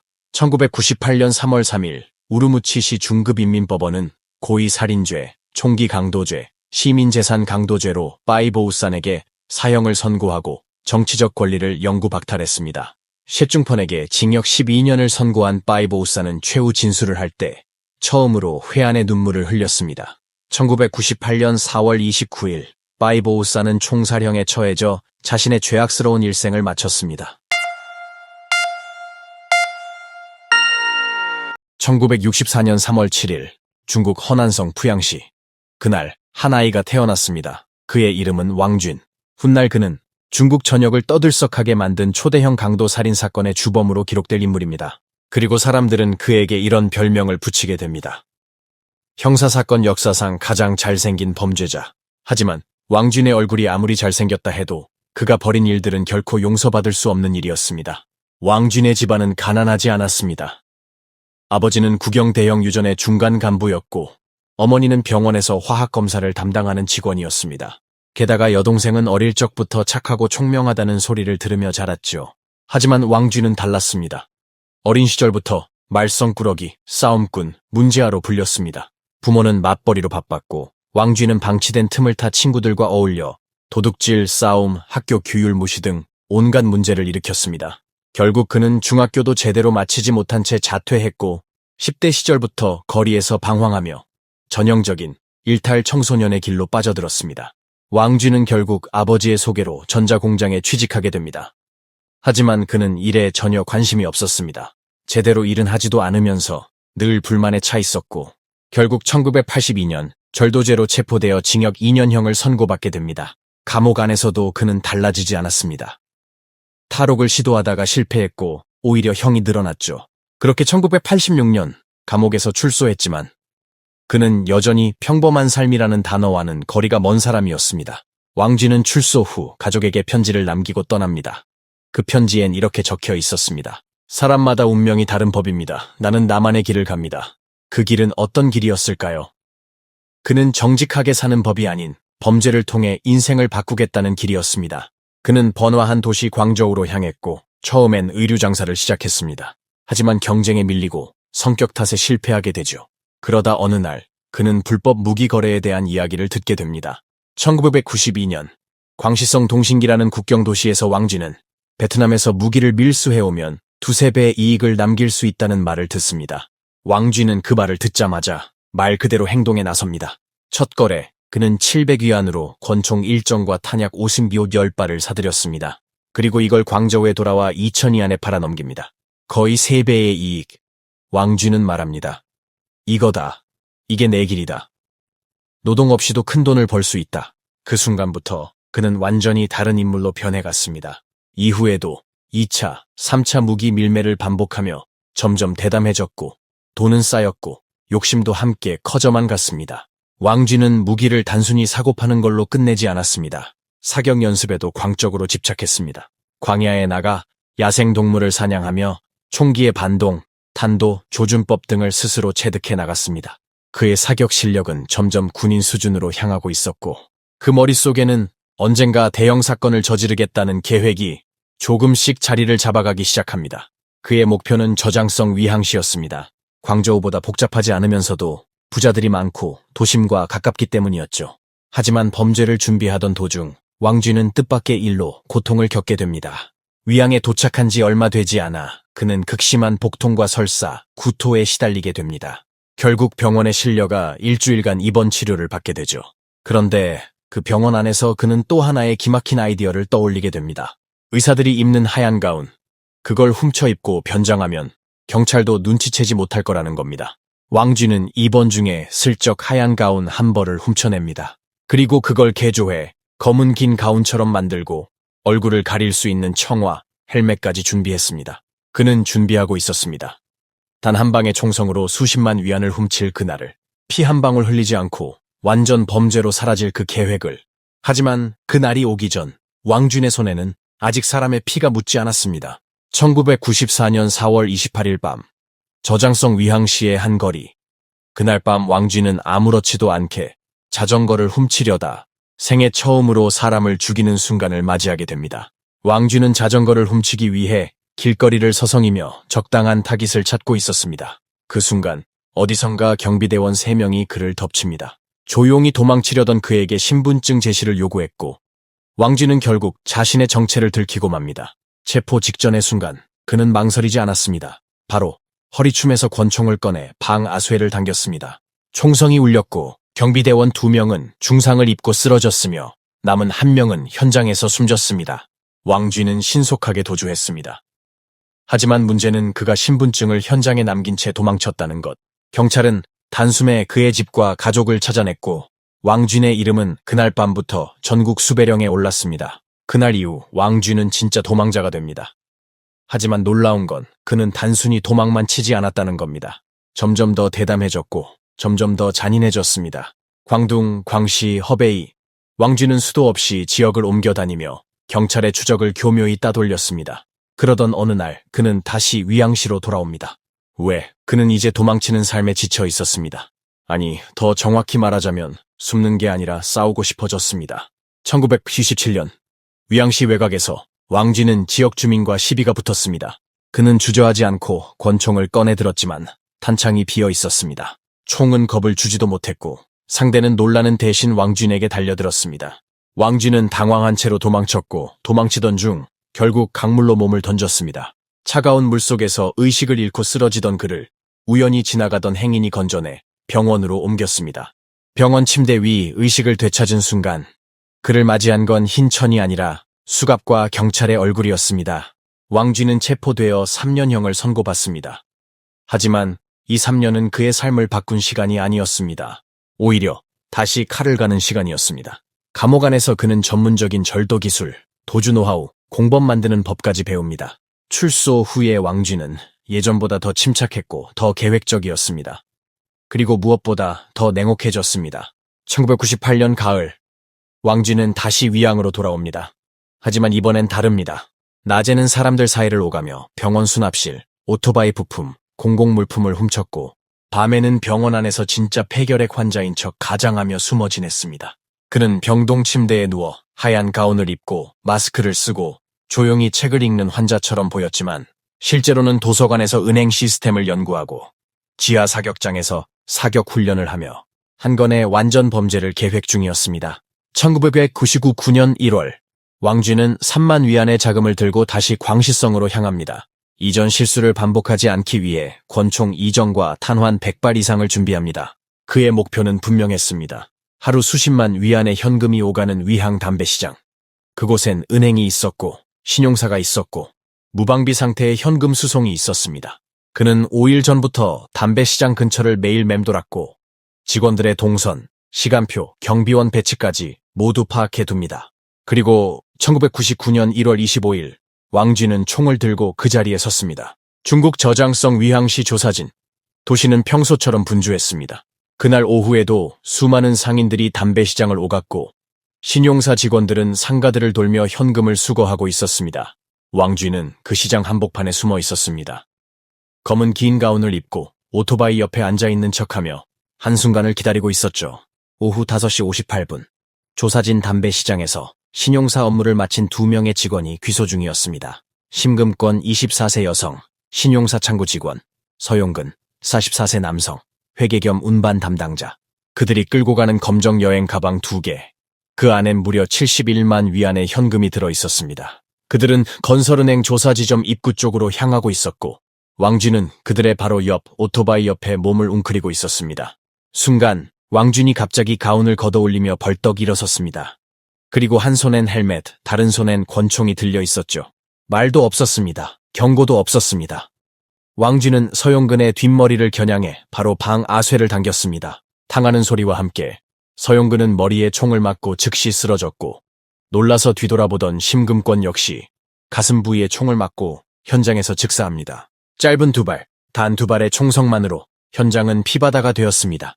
그 소리에 놀라 달려온 인물이 있었습니다. 청음수, 55세, 현장의 노경비원이었죠. 그는 아무런 무장도 없이 총을 든 왕쥐에게 그대로 달려들었습니다. 왕쥐는 뒤도 돌아보지 않고 청음수에게 반가쇠를 당겼습니다.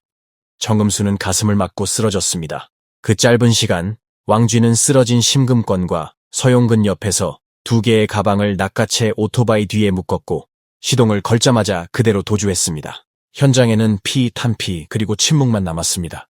불과 3분 뒤 심금권의 약혼자가 현장에 도착했습니다. 심금권은 여전히 피를 흘리고 있었고 옆에는 서용근 그리고 쓰러진 경비원 청음수가 있었습니다. 그는 비명을 지르며 신고 전화를 걸었습니다. 이때 시각은 오후 6시 정각.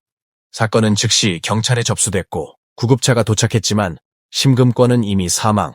서영근은 심각한 뇌출혈 상태로 병원으로 이송, 청음수 역시 중상을 입고 수술실로 실려갔습니다. 서영근은 의식 없는 상태로 10시간 이상을 버텼습니다. 하지만 그의 머릿속엔 총알이 너무 깊이 박혀 있었고 결국 그는 뇌사 판정 후 사망했습니다. 그날 저녁 위항 씨는 한 명의 희생자에서 3명의 희생자로 바뀌었습니다. 같은 날 밤 6시 45분 위항시 유선방송국은 긴급 수배 방송을 송출합니다. 남성 키 약 180, 헬멧 착용, 검은색 긴 외투, 오토바이 도주, 외지 사투리를 사용, 10만 위안의 현상금이 걸린 공개 수배였습니다. 전국이 주목했습니다. 경찰은 곧바로 수사에 착수했고 담배 시장 인근 상가, 주유소, 상점 등 수십 곳의 목격자 진술을 확보했습니다. 놀랍게도 사건 전 5일 동안 검은 외투의 남성이 매일 담배 시장에 출몰했다는 진술이 나옵니다. ATM 앞을 유심히 살펴보고 신용사 직원의 동선을 따라다니며 병원 근처로 사라지는 모습까지 포착됩니다. 그는 계획적으로 5일간 범행을 준비하고 단 10초 만에 총을 쏘고 가방을 들고 사라졌습니다. 경찰은 현장에 남겨진 탄피와 탄두 3개를 회수합니다. 모두 유럽산 구미니 밀수 권총 탄환이었습니다. 피해자들은 모두 근거리에서 정확히 급소를 맞은 상태였습니다. 단숨에 3사람을 무력화시킨 그의 사격 실력은 그저 취미 수준이 아니라는 걸 모두가 느꼈습니다. 경찰은 점점 확신하게 됩니다. 이건 조직이 아닌 한 명의 단독 작전이다. 왕쥐는 총을 쏘고 도망쳤습니다. 사건 다음 날 위항시는 말 그대로 도시 전체가 마비 상태. 경찰은 시내 CCTV, ATM 차량, 오토바이 번호판, 주유소 카드 사용 기록까지 전방위적으로 추적에 나섭니다. 하지만 그는 어디에도 나타나지 않았습니다. 그는 증발한 듯 사라졌습니다. 진짜 사라졌을까요? 아니었습니다. 그날 밤 경찰서에 한 남자가 조용히 들어옵니다. 주례성, 위항시 제1병원 맞은편에서 과일 가게를 운영하던 남자. 그는 경찰에게 이렇게 말했습니다. 뭐하츠? 며칠 전부터 병원에 이상한 남자가 드나들고 있었습니다. 그는 오후 2시경과 저녁 8시경 항상 마스크를 쓴 남성이 병원에 잠깐 들어갔다 나오는 걸 여러 번 봤다고 했습니다. 그 남자는 사람들과 대화도 없었고 가끔 ATM 앞을 서성이며 현금을 확인하고 있었습니다. 주례성은 처음엔 병원 해킹범인가 생각했다고 합니다. 뉴스에서 해커 관련 보도를 본 영향 때문이었죠. 그는 친구인 심거냐와 함께 그 남자를 몰래 미행해봤다고 했습니다. 1월 7일 밤 2사람은 병원 4층까지 남자를 몰래 따라갔고 그 남자가 병원 복도 끝 사물함 34번에 검정 가방을 넣는 것을 직접 목격했습니다. 그땐 그냥 병원 입원 환자인 줄 알고 넘겼지만 며칠 뒤 발생한 총격 사건의 수배자 몽타주를 보고 그 남자가 범인이라고 확신하게 됩니다. 경찰은 즉시 병원 급습을 결정합니다. 병원 4층 사물함 34번. 경찰은 절단기로 자물쇠를 잘라 사물함을 열었고 그 안엔 다음 물건들이 들어있었습니다. 검정색 여행 가방, 오토바이 열쇠, 노키아 휴대폰, 폐결핵 약, 검은 헬멧, 천 조각들, 기름에 젖은 외투, 장갑 한 컬레, 그리고 무엇보다 현장 탄피와 일치하는 타는 자국이 있는 권총 해체 도구들이 들어있었습니다. 현장에서 수거한 물건들 중 일부에서 왼손 장갑 내부와 가방 지퍼 손잡이에서 지문이 채취됩니다. 지문은 바로 국가 DB 대조에 들어갔습니다. 1차 대조 결과 5년 전 위항시 림핑진 총격 사건의 용의자 지문과 일치. 그 이름은 바로 왕쥔. 1999년 1월 31일 밤 더 위항시 방송국은 두 번째 긴급 수배 방송을 내보냅니다. 공개 몽타주와 함께 현상금 10만 위안. 그때부터 전국에서 제보가 쏟아지기 시작했고 왕쥔의 얼굴은 신문 한 면, 방송, 거리 현수막, 버스 광고까지 퍼졌습니다. 하지만 정작 왕쥔은 다시 병원으로 돌아오려 하고 있었습니다. 병원에서 그의 물건이 나왔다는 건 그가 언젠가 다시 나타날 가능성이 있다는 뜻. 위항시 공안국은 병원 내 외부에 잠복근무 조를 투입했습니다. 간호사 복장을 한 경찰, 청소부로 위장한 요원, 주차장에 숨어있는 탐문팀. 왕쥔이 나타나기만 하면 그 순간 체포할 계획이었습니다. 며칠 뒤 병원 복도에 마스크를 쓴 남자가 다시 나타납니다. 그는 조심스럽게 병원 안으로 들어와 익숙한 동선으로 4층을 향했습니다. 그 모습을 본 경찰 양덕고는 그를 조용히 뒤따르기 시작합니다. 왕쥔은 화장실로 들어갑니다. 양덕고는 바로 따라가지 않았습니다. 너무 빠르게 들어갔다간 눈치챌 수 있기 때문이었죠. 몇 분 뒤 왕쥔이 화장실에서 나옵니다. 양덕고는 천천히 다가가 물었습니다. 이어이, 자네 병문안 온 거요? 왕쥔은 정면으로 그를 쳐다보며 말합니다. 응, 병문안 왔어. 그리고 갑자기 빠른 걸음으로 4층 계단을 향해 걸어가기 시작합니다. 양덕구는 즉시 동료 2명에게 연락, 복도를 차단했습니다. 왕준이 4층에서 내려오자 3명의 경찰이 그를 포위했습니다. 그는 허리춤에서 권총을 꺼내려 했지만 너무 늦었습니다. 그는 바닥에 제압당했고 체포되었습니다. 왕준은 자신이 왜 체포됐는지 믿지 못하는 듯 보였습니다. 그는 형사에게 이런 말을 했습니다. 내 사건 전국 몇 등쯤 되나? 형사가 말합니다. 8위다. 왕준은 이 말에 불쾌해하며 이렇게 말합니다. 말도 안 돼. 내가 8위밖에 안 돼. 살인자였지만 그는 순위에 집착했습니다. 자신이 전국 톱5 안에 들어야 한다고 믿는 듯한 태도. 그의 교만은 체포 직전까지 계속됐습니다. 1999년 2월 초 위항경찰서. 왕준은 진술서 작성을 거부하며 이런 건 청장이 나와서 직접 물어봐야지 라는 비웃음 섞인 말만 내뱉습니다. 경찰이 물었습니다. 왜 사람을 죽였습니까? 왕준은 눈 하나 깜짝하지 않고 말합니다. 나도 살고 싶었어. 근데 내 운명은 원래 이렇게 가는 거야. 경찰 조사 결과 왕준은 위조 신분증으로 항저우의 4성급 호텔에서 3일간 머물며 은신했습니다. 그는 71만 위안 중 일부는 은행 4곳에 나눠 예금했고 나머지 돈은 권총 이자루와 함께 금고에 보관, 불법 무기 거래처와 다시 연락을 시도했고 베트남으로 밀입국하려고 했습니다. 하지만 기차 안에서 현금 일부를 도난당하는 사소한 실수로 계획이 어그러졌고 그 실수 하나가 다시 위항으로 돌아오게 만든 계기가 됩니다. 수감 후에도 왕준은 자신이 저지른 살인과 강도, 무기 밀수 등에 대해 일체의 반성이나 후회 없이 오히려 수사관에게 되물었습니다.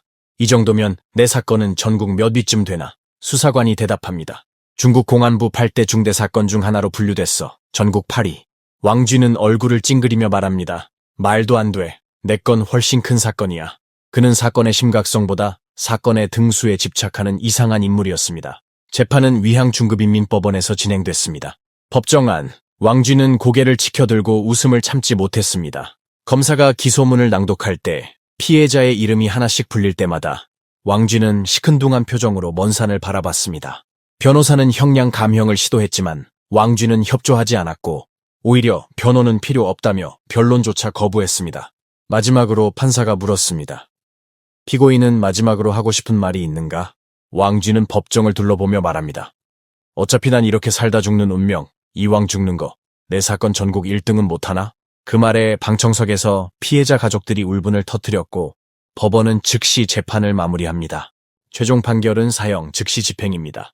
왕준은 사형 선고 후에도 교도소에서 조용히 담배를 피우고 면회 오는 가족들에게 말합니다. 나는 내 식대로 살았어요. 당신들은 너무 겁이 많아요. 그는 자신이 누군가에게 기억되는 걸 원했지만 그 방법이 살인과 강도였다는 사실은 끝까지 외면했습니다. 6월 어느 날 아침, 왕준은 마지막 식사를 마친 뒤 조용히 교도소 복도를 걸어 나갔습니다. 그는 어디로 가는지 알고 있었고 심지어 그것을 받아들이고 있었습니다. 하지만 그 마지막 순간까지도 내가 톱3 안에는 들었겠지? 라는 말을 했다고 전해집니다. 왕준은 단독으로 행동하고 치밀하게 계획하고 냉혹하게 방아쇠를 당긴 인물이었습니다. 그의 사건은 당시 중국 사회를 충격에 빠뜨렸고 도시를 마비시켰으며 반수사 능력의 괴물이라는 별명까지 남겼습니다. 하지만 결국 그는 자신의 교만 때문에 체포되었고 자신의 자만심 때문에 기억되게 되었습니다. 당신 눈앞에 있는 이 사람은 건국 이후 길림성에서 벌어진 가장 끔찍한 연쇄살인 사건의 주인공입니다. 그는 단 하룻밤 만에 마을의 반을 피로 물들였고 무려 21명이 목숨을 잃었습니다. 인간성을 잃은 참혹한 학살이었습니다. 그렇다면 무엇이 그를 이렇게까지 미치게 만들었을까요? 사건은 길림성 화룡시 푸퉁진에서 발생했습니다. 푸퉁진에는 국가지질국이 세운 지질대가 있었고 사건은 바로 그 지질대 가족구역에서 일어났습니다. 그곳에는 형제가 있었습니다. 형의 이름은 왕밍팡, 1959년생. 동생은 왕밍차오, 1962년생이었습니다. 두 사람의 아버지 역시 지질대에서 근무했지만 몸이 좋지 않아 늘 병원 신세를 져야 했습니다. 그래서 부모는 아이들을 동료였던 리라이원에게 맡길 수밖에 없었습니다. 리라이원의 집에도 2명의 아이가 있었는데 그는 업무상 늘 외지에 다녀 집에 머무는 시간이 거의 없었습니다. 때문에 아이들을 돌보는 일은 아내인 왕시윈의 몫이 되었습니다. 왕밍팡과 왕밍차오는 어려서부터 그녀를 이모라 불렀고 왕시윈 역시 자기 아이처럼 형제를 보살폈습니다. 함께 지붕 아래서 지내며 늘 붙어 살았던 만큼 왕시위는 평소 옷차림도 특별히 신경 쓰지 않았습니다. 사춘기에 접어든 왕밍팡은 점점 성숙해지는 이모의 모습에 알 수 없는 감정을 느끼게 되었고 그 마음은 오랫동안 가슴속 깊이 묻어둔 채 자라나고 있었습니다. 세월이 흘러 왕밍팡은 고등학교를 졸업했습니다. 이후 그는 아버지를 대신해 지질대에 정식으로 들어가게 되었습니다. 안정된 직장, 철밥통이라고 불리는 생활이 보장된 자리였고 월급은 생활에 충분했으며 남는 돈까지 있었습니다. 하지만 뜻밖에도 아주 작은 사건 하나가 그를 씻을 수 없는 범죄의 길로 끌고 가게 됩니다. 그것은 그가 첫 월급을 받고 난 직후의 일이었습니다. 그는 오랜 시간 자신과 동생을 돌봐준 왕시윈 가족에게 감사의 뜻을 전하고자 여러 가지 물건을 사들고 왕시윈 집을 찾았습니다. 왕시윈은 그가 이렇게 철이 든 것을 보고 기뻐하며 직접 몇 가지 요리를 차려 대접했습니다. 그런데 술자리에서 왕밍팡은 술김에 마음속에만 간직해왔던 말을 꺼내고 말았습니다. 왕시윈은 그 즉시 충격을 받고 그를 집 밖으로 내쫓았습니다. 그리고 다시는 집에 발을 들이지 말라고 경고했습니다. 왕밍팡은 그토록 오래 품어왔던 고백이 이런 결과를 낳을 줄은 상상도 하지 못했습니다. 결국 그날 이후 그는 왕시윈의 집을 다시 찾지 못했습니다. 시간이 흘러 1981년 2월 15일 설날 밤이었습니다. 왕밍팡과 왕밍차오 형제는 선물을 들고 리라이원 집으로 세배를 갔습니다. 지난 일은 이미 2년 전의 일이었고 왕시윈은 그 일을 잊은 듯 태연하게 두 사람을 맞이했습니다. 그러나 이번 만남은 오히려 왕밍팡을 흔들리게 만들었습니다. 사람들이 모두 밖으로 나간 뒤 그는 일부러 발걸음을 늦추며 왕시윈에게 다시 속마음을 드러냈습니다. 이모, 나이 많다고 해도 저는 여전히 이모를 좋아합니다. 이번에는 말뿐만 아니라 행동까지 하면서 왕시윈의 손을 억세게 붙잡았습니다. 왕시윈은 필사적으로 손을 뿌리치려 했지만 이미 성인이 된 왕밍팡은 체력적으로 우세했습니다. 두 사람은 잠시 몸싸움처럼 실랑이를 벌였고 그 장면을 지나가던 마을 사람 라오저우, 라오왕, 라오리 등이 목격했습니다. 좋은 일은 밖에 알려지지 않지만 나쁜 일은 천리 간다 라는 말처럼 소문은 곧 지질대 전체에 퍼져나갔습니다.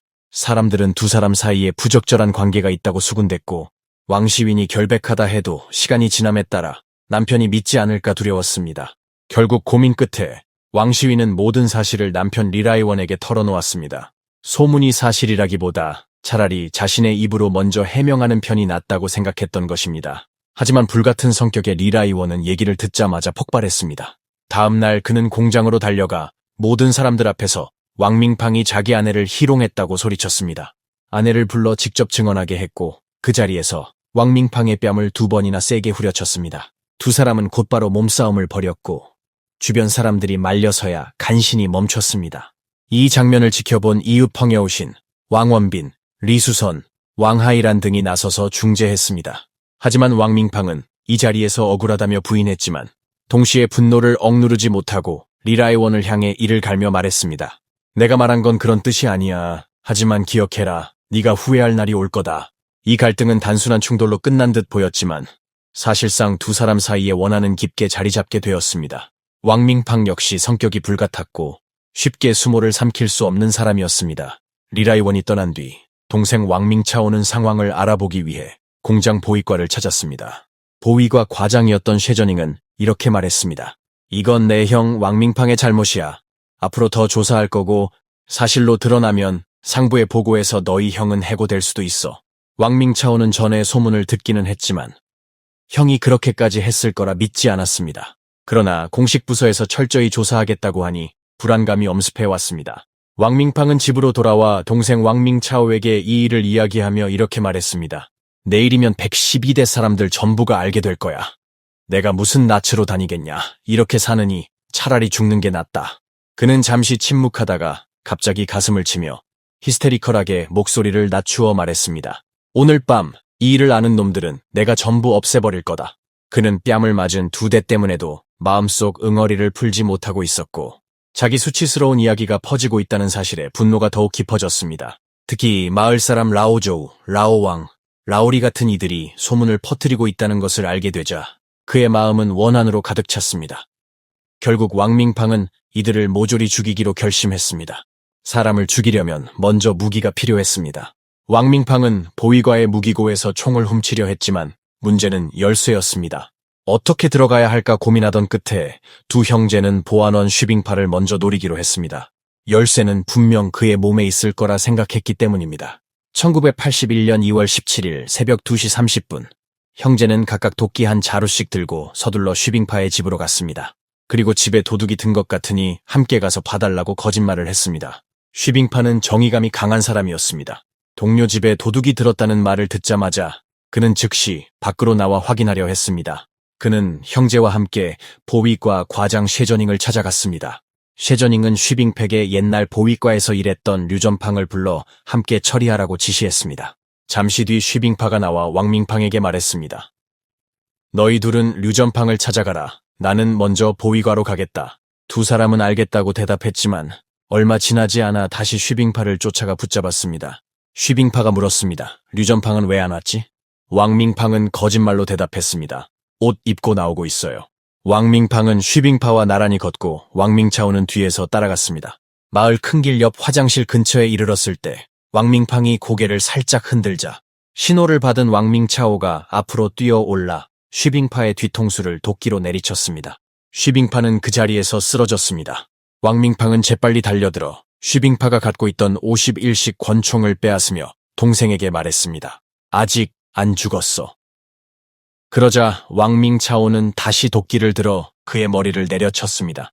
그들은 권총에서 탄환 12발을 빼냈고 슈빙파의 허리춤에서 무기고 열쇠를 챙겼으며 땅에 떨어져 있던 손전등까지 주었습니다.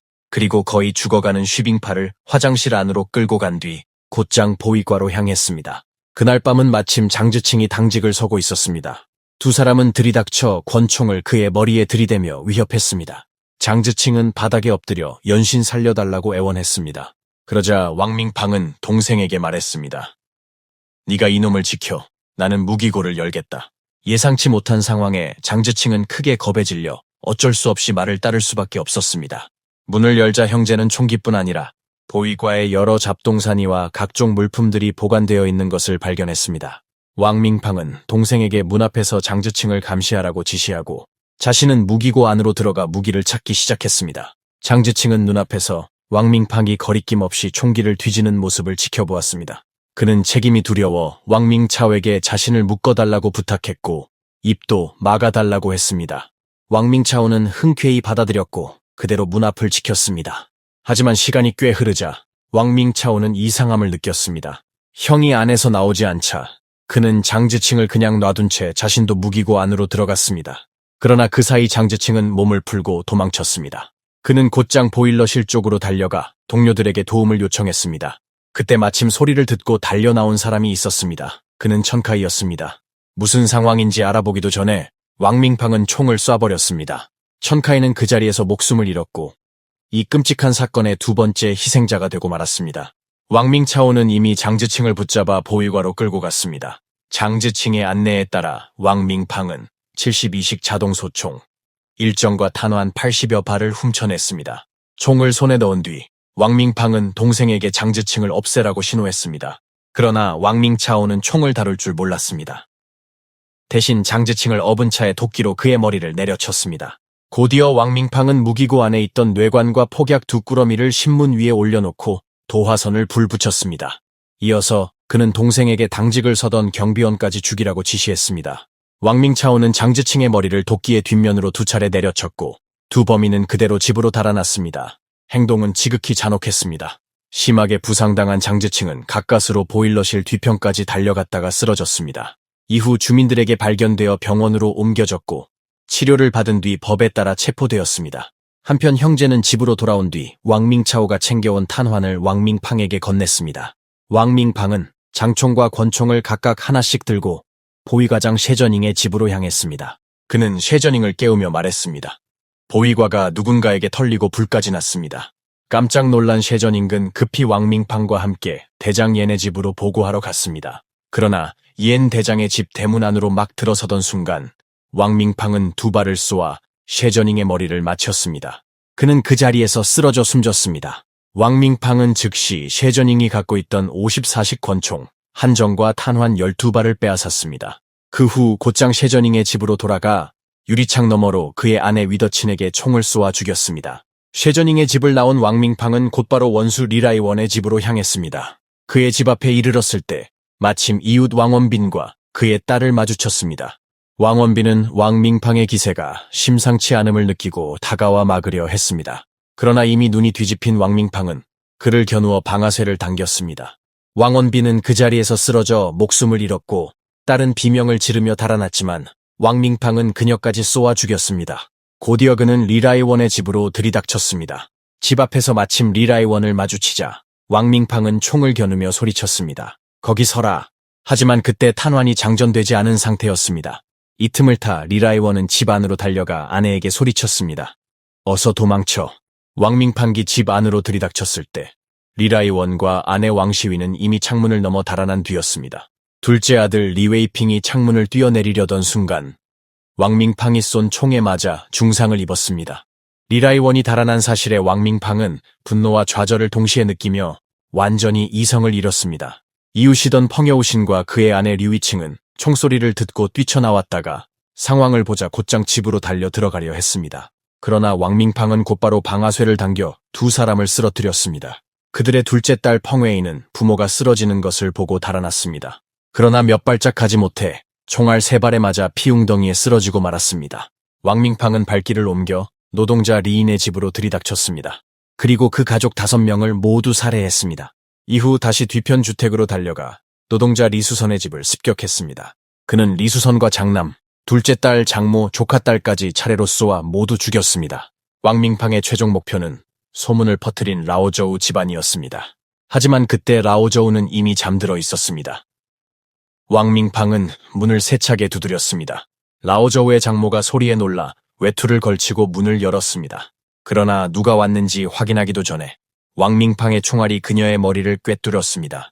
곧장 집 안으로 들이닥친 왕밍팡은 라오저우 집 식구 4명을 추가로 쏘아 죽였습니다. 이 시점까지 왕밍팡이 저지른 살인은 무려 19명에 달했습니다. 그의 복수심은 이제 오직 살아남아 달아난 리라이원 한 사람만을 향해 남아 있었습니다. 1981년 2월 17일 새벽 5시 40분 왕밍팡도 자신이 저지른 죄가 너무 크다는 사실을 알고 있었습니다. 그는 살인을 저지른 뒤 지질대의 자동차를 훔쳐 타고 황급히 현장을 빠져나와 푸둥에서 연길시로 이어지는 도로를 따라 북쪽으로 도망쳤습니다. 사건 직후 경찰은 즉시 수사에 착수했고 곧바로 범인을 왕밍팡으로 특정했습니다. 경찰은 집에서 대기 중이던 동생 왕밍차오를 신속히 체포했고 그에게서 왕밍팡의 범행 전모를 알아낼 수 있었습니다. 이미 왕밍팡은 극도로 흉악해져 무차별 살인에까지 이른 상태였기에 사건은 일각을 다툴 만큼 긴급했습니다. 경찰은 즉시 특별수사팀을 꾸려 왕밍팡에 대한 대대적인 추적에 나섰습니다. 한편 도주 중인 왕밍팡도 공영에 빠졌습니다. 급하게 달아나느라 차량의 냉각수를 보충하지 못했고 결국 엔진이 과열되어 들판에서 멈춰 서버린 것입니다. 그는 어쩔 수 없이 차를 버렸습니다. 그때 마침 맞은편에서 차 한 대가 다가왔습니다. 왕밍팡은 곧장 차를 가로막아 세운 뒤 탈취해 다시 도주했습니다. 그러나 그 차량 역시 고장이 나버렸습니다. 그는 동신 제1대에 이르자 다시 해방패 자동차 한 대를 빼앗았습니다. 이 차는 화룡시 맥주 공장의 차량이었는데 운전사 류페이위는 왕밍팡을 아는 사람이었습니다. 류페이위는 왕밍팡이 총을 들고 차를 빼앗으려 하자 차에서 내려 그와 몸싸움을 벌여 총을 빼앗으려 했습니다. 왕밍팡은 불리하다고 느끼자 총을 쏘아 류페이위를 운전석에서 쓰러뜨렸습니다. 혹시 살아있을까 두려워 다시 한 발 더 쏘아 그를 확인 사살했습니다. 총성을 들은 동신 제1대의 주민 친중숭은 황급히 달려와 왕밍팡의 코앞을 가리키며 따졌습니다. 이봐, 네가 뭔데 사람을 쏘아 죽이는 거냐? 왕밍팡은 눈을 부릅뜨고 총을 겨누어 또 한 발을 쏘았고 친중숭도 그 자리에서 쓰러졌습니다. 그러나 왕밍팡의 불행은 이어졌습니다. 그는 차에 올라탔지만 아무리 시동을 걸어도 엔진이 켜지지 않았습니다. 결국 차를 버리고 다시 북쪽으로 맨몸 도주를 택했습니다. 그는 약 500m 정도 걸어가던 중 연길시 보건국 소속 해방패 자동차 한 대가 맞은편에서 다가왔습니다. 왕밍팡은 도로 한가운데에 서서 차를 막아 세운 뒤 총으로 운전사를 위협해 내쫓고 그 차를 빼앗아 도주를 이어갔습니다. 차는 투도 방향으로 달려갔습니다. 사건 직후 연변주와 화룡시 공안국은 신속히 특별수사팀을 꾸려 지휘에 나섰습니다. 범인이 왕밍팡 형제라는 사실이 확인되자 동생 왕밍차오는 이미 체포되었습니다. 오전 6시 8분 경찰은 용수교 앞에서 검문을 세워 왕밍팡을 차단하기로 결정했습니다. 곧 7시 무렵 왕밍팡의 차량이 다가왔습니다. 그는 다리에 경찰이 지키고 있는 것을 보고 차량을 다리 앞 34m 지점에 세운 뒤 앞유리를 깨뜨리고 경찰을 향해 총을 쏘았습니다. 3명의 경찰은 즉시 맞서 사격했습니다. 왕밍팡은 총을 쏘면서 동시에 엑셀을 밟아 차량을 몰고 경찰에게 돌진했습니다. 경찰들은 간신히 다리 아래로 몸을 던져 목숨을 건졌고 왕밍팡은 차량을 몰아 계속 북쪽으로 도망쳤습니다. 그 후에도 그는 연이어 2대의 자동차를 더 탈취해 갈아타며 도주를 이어갔습니다. 결국 모아산 남쪽 커다란 구비도로에 이르러 황급히 차를 버리고 산속으로 도망쳤습니다. 경찰이 도착했을 때 이미 그는 숲속으로 자취를 감춘 뒤였습니다. 1981년 2월 17일 특별수사팀은 밤새 회의를 열었습니다. 사태는 모두의 예상을 넘어서는 심각한 상황으로 번져 있었습니다. 다음 날인 18일 오전 지휘부는 주민들의 제보를 받았습니다. 왕밍팡이 지난해 야외 작업을 할 당시 연길시 퉁포공사에 약 6개월간 머문 적이 있다는 것이었습니다. 퉁포공사는 모아산과 불과 20km 떨어져 있어 왕밍팡이 다시 그곳으로 몸을 숨겼을 가능성이 컸습니다. 주민들의 탐문 과정에서 중요한 정보가 나왔습니다. 왕밍팡이 1980년 공사할 때 제3대 주민 강산숭의 집에 머문 적이 있다는 것입니다. 수사팀이 그의 사진을 보여주자 주민 김창래는 즉시 그가 왕밍팡이라고 확인했습니다. 그는 그가 공사할 때 우리 집 뒷마당에 있는 강씨 집에서 살았다고 증언했습니다. 대대석이 처춤파는 당시 일하던 강산숭을 불러 물었습니다. 내 집에 손님이 와 있나? 강산숭은 대답했습니다. 네, 왔습니다. 112대의 왕밍팡이 어제 사냥을 나갔다가 길을 잃고 밤새 헤매다 집에 도착했다고 했습니다. 이로써 왕밍팡이 실제로 모습을 드러냈습니다. 하지만 당시 강씨 집 안에는 사람이 많았기에 범인을 붙잡되 무고한 주민들을 다치게 해서는 안 되는 상황이었습니다. 1981년 2월 18일 오후 3시 40분 현장 지휘 인원과 지휘부 간부들은 신속하게 결정을 내렸습니다. 사복을 입은 소규모 특공조를 투입해 강산숭의 집을 은밀히 포위하고 그 집을 잘 아는 주민을 안으로 들여보내 기습적으로 왕밍팡을 잡아내기로 한 것입니다. 동시에 경찰 병력을 배치해 마을 전체를 포위, 혹시라도 그가 달아나는 것을 막고자 했습니다.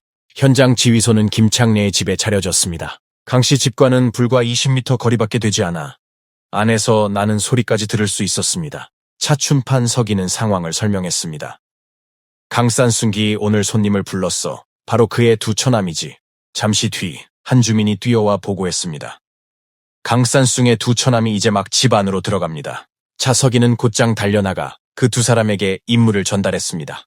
안에 왕밍팡이 있다. 너희가 함께 협력해 체포해야 한다. 곧 강씨 집안에는 밥상이 차려졌습니다. 강산숭과 두 처남이 왕밍팡과 함께 떡을 먹으며 식사 자리에 앉았습니다. 이때 왕밍팡은 줄곧 한 손을 바지 주머니에서 빼지 않았습니다. 그 안에는 권총이 있었습니다. 바로 그때 강산숭의 큰 처남인 렌중취안의 딸 리엔렌화가 떡을 이웃집에 가져다 준다는 핑계로 밖에 나와 수사관들에게 속삭였습니다. 안에 들어가서 도와줄 사람이 더 필요합니다. 아버지와 외삼촌은 그가 총을 가지고 있는 걸 봐서 감히 손을 못 대고 있어요. 이제 밥도 다 먹었습니다. 조금 있으면 제가 포커를 치자고 할 테니 그때 누군가 더 들어오세요. 피해 없이 체포하기 위해서는 반드시 집안에 또 다른 익숙한 사람이 들어갈 필요가 있었습니다. 그때 마침 생산대 대장 쥐덴취안이 현장에 들어왔습니다. 그는 아침에 강씨 집에 들렀다가 왕밍팡을 직접 본 적도 있었고 인사까지 나눴던 터라 왕밍팡이 의심하지 않을 만한 인물이었습니다. 그는 체포작전에 가장 적합한 인물로 선택되었습니다. 집안에서 왕밍팡은 지쳐 보였고 불안에 떠는 모습이 역력했습니다. 카드놀이를 할 기분이 아니었지만 렌렌화가 적극적으로 나서며 말했습니다. 와, 오랜만에 온 건데 같이 몇 판 합시다. 우리 아빠랑 외삼촌이 한 편, 나랑 당신이 한 편. 이렇게 해서 억지로 카드놀이가 시작되었습니다.